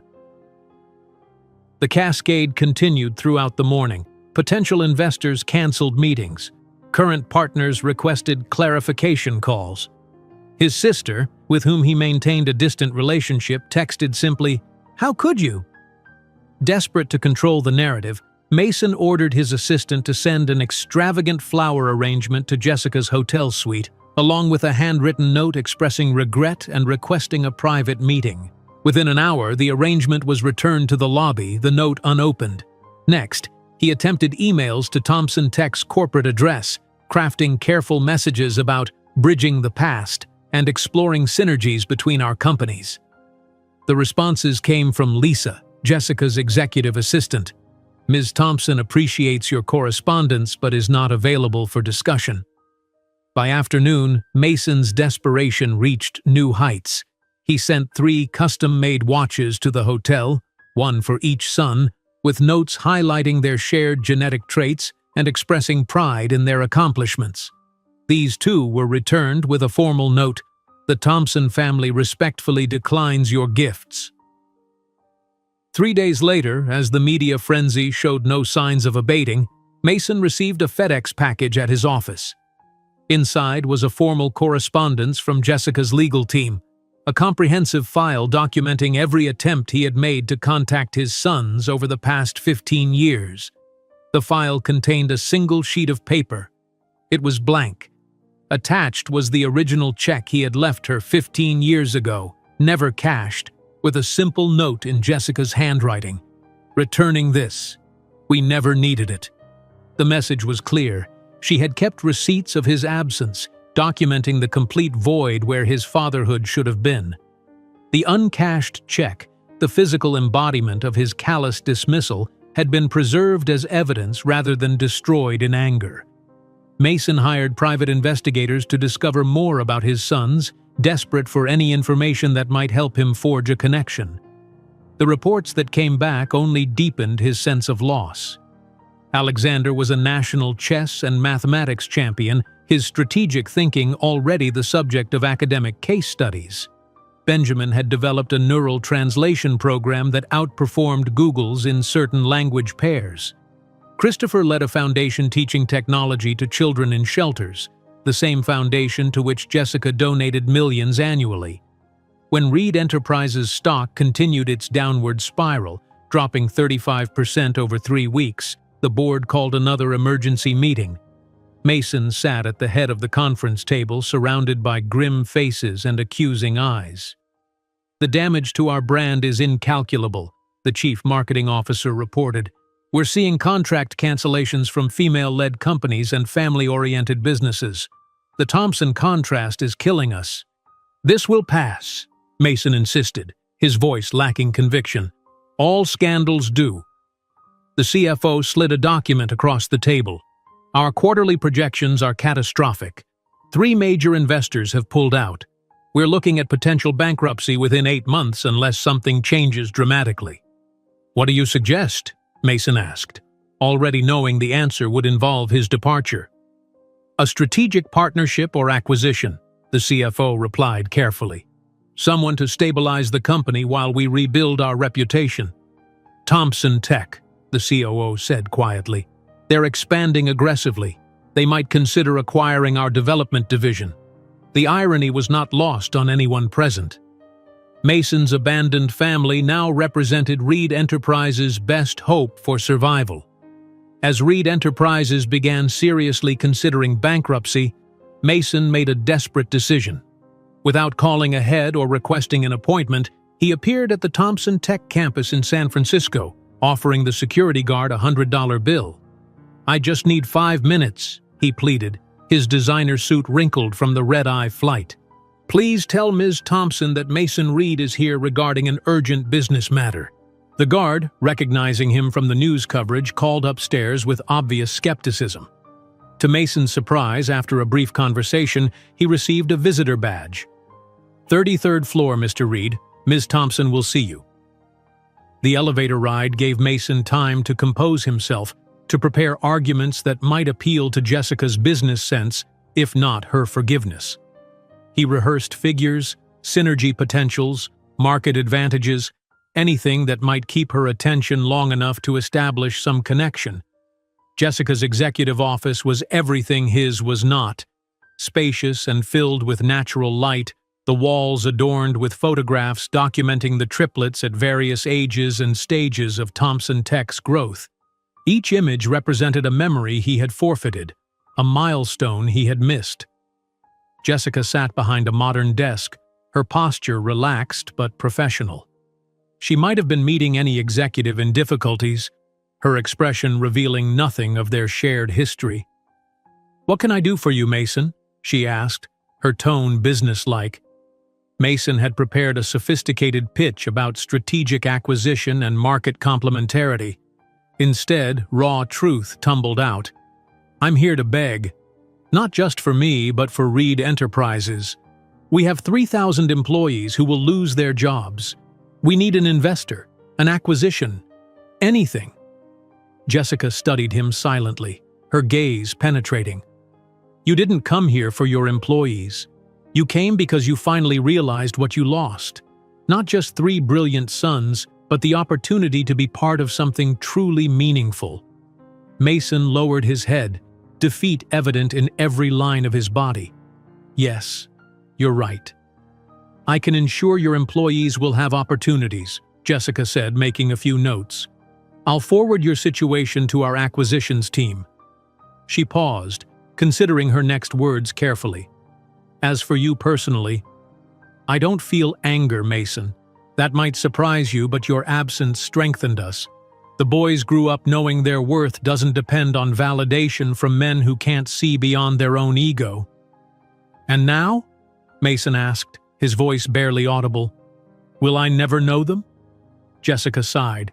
"That's entirely up to them. They're young adults making their own decisions. I've made it clear I'll respect whatever choice they make. I suggest you do the same, for the first time."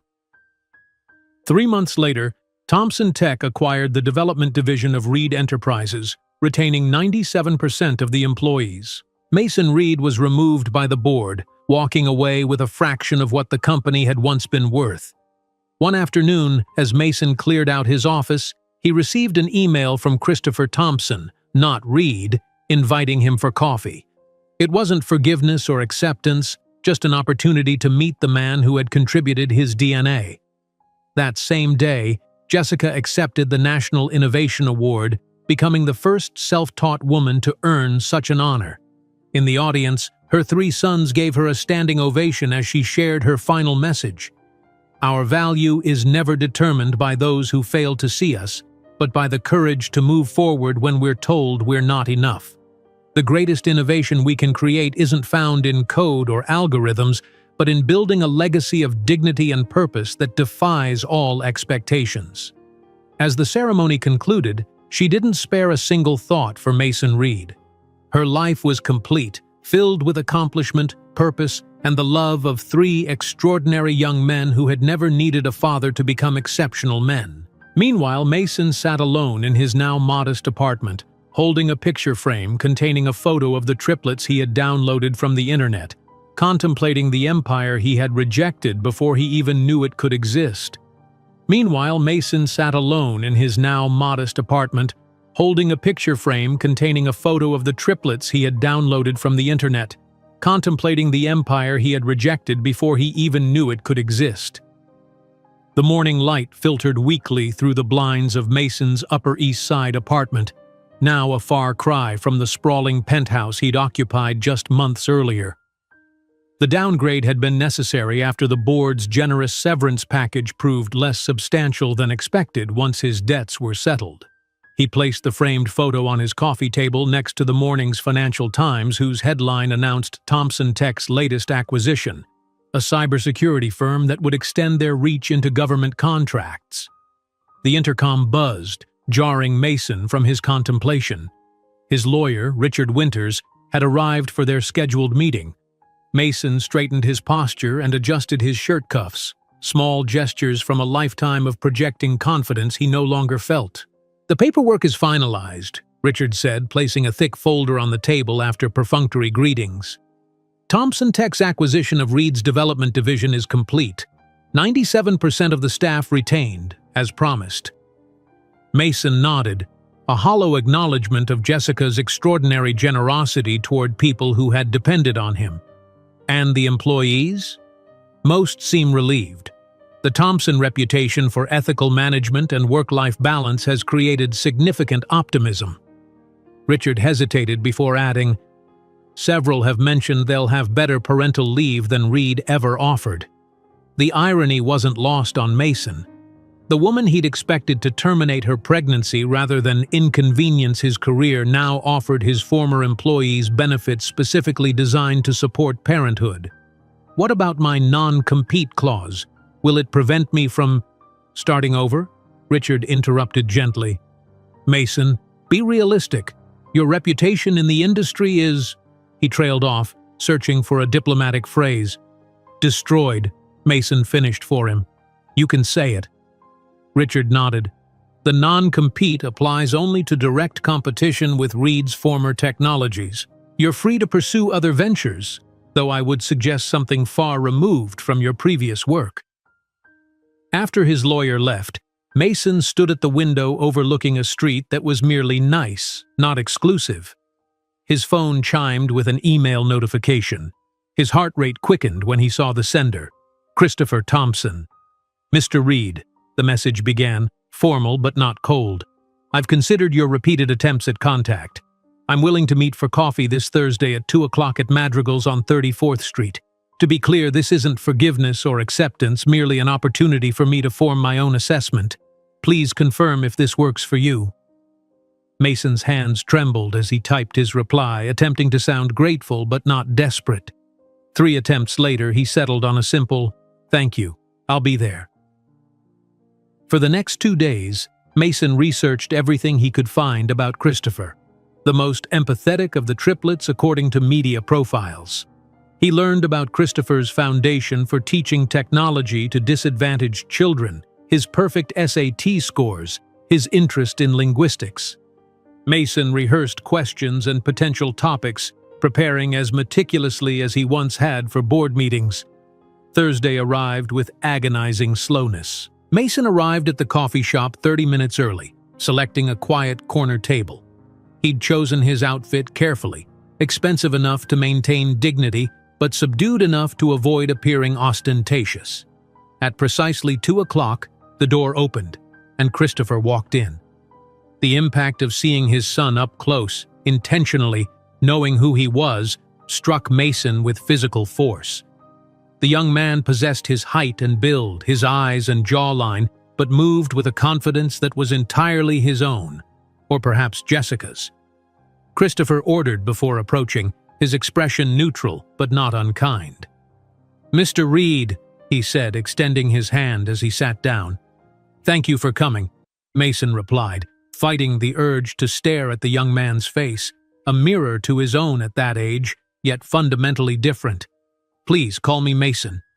Christopher nodded, taking a sip of his tea before speaking. "I should clarify something immediately. I'm here out of curiosity, not need.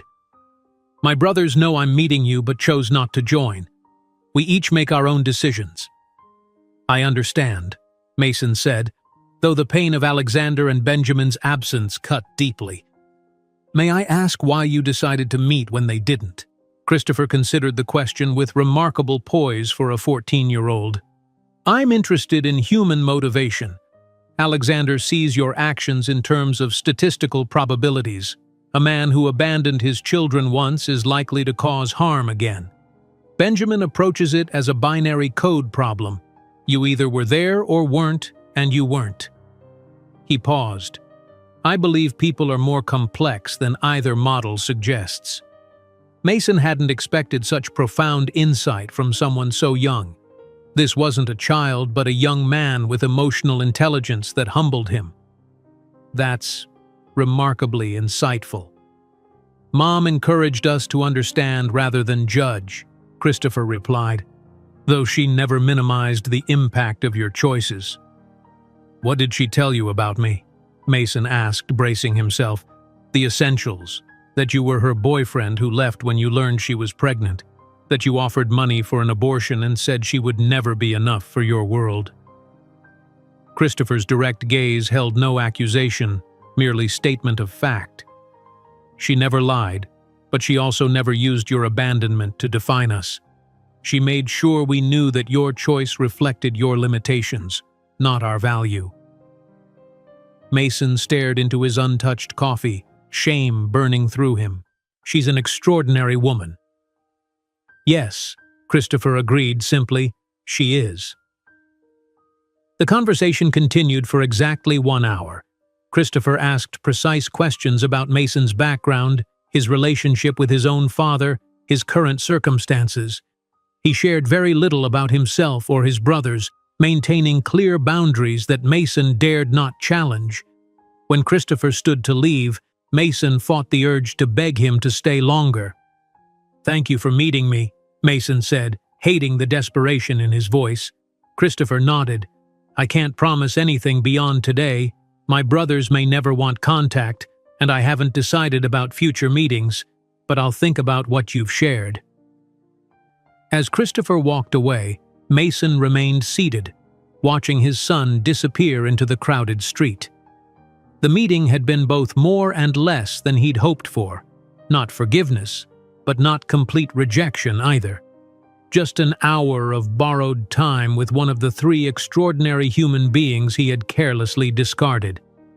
That evening, while Mason contemplated his ambiguous encounter with Christopher, Jessica stood on a different stage across town. The National Innovation Awards, held in the grand ballroom of the Metropolitan Museum of Art, represented the pinnacle of recognition in the technology sector. As the first self-taught woman to receive the honor, Jessica's presence generated palpable excitement. The triplets sat in the front row, Alexander and Benjamin flanking the empty seat Christopher had occupied before stepping out to meet Mason. None of them knew about his coffee meeting yet. Christopher would tell them later, in his own way. Jessica Thompson reimagined not just what technology could do, but whom it could serve, the presenter announced. From a single application created between diaper changes to a multi-billion-dollar enterprise that has transformed digital security, her journey exemplifies innovation born of necessity and vision. Jessica ascended the steps to thunderous applause, accepting the Crystal Award with the grace that had become her trademark. Standing before the podium, she surveyed the room filled with the same industry titans who might once have dismissed her, many of whom now sought her approval and partnership. "Innovation is often portrayed as a flash of genius in privileged circumstances," she began. "But my experience suggests it's more frequently born in moments of challenge, when conventional paths are closed and we must forge new ones." As she spoke, images appeared on the screens behind her, the original interface of Mom Solo, early team photos showing her with the triplets as toddlers in the office, the current Thompson Tech campus with its on-site childcare facility and family-friendly policies. 15 years ago, I found myself at a crossroads that many would consider insurmountable. Pregnant with triplets, abandoned, with limited resources and no safety net. The conventional wisdom said I should lower my expectations, that success in technology wasn't compatible with single motherhood.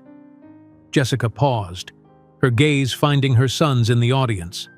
Alexander sat with perfect posture, pride evident in his usually stoic expression. Benjamin nodded slightly, acknowledging the journey they'd shared.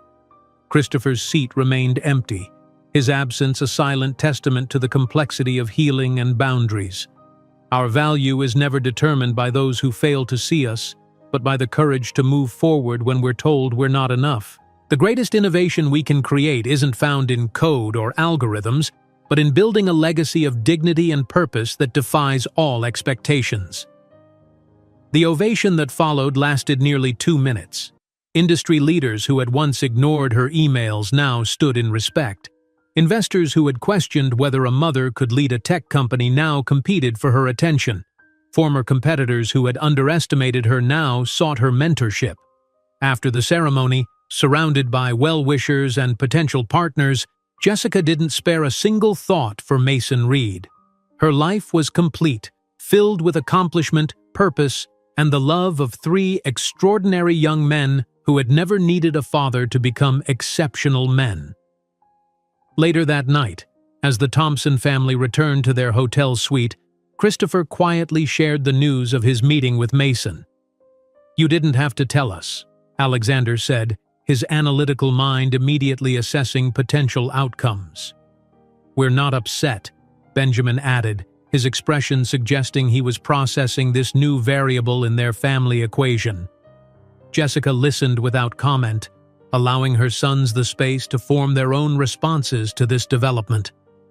"He seemed diminished," Christopher finally said. "Not physically, but essentially, as if he's only now understanding what he lost." Jessica squeezed his hand gently. "Whatever relationship you choose to have or not have with him is your decision. There's no right answer." "Did it help?" Alexander asked his brother. "Meeting him?"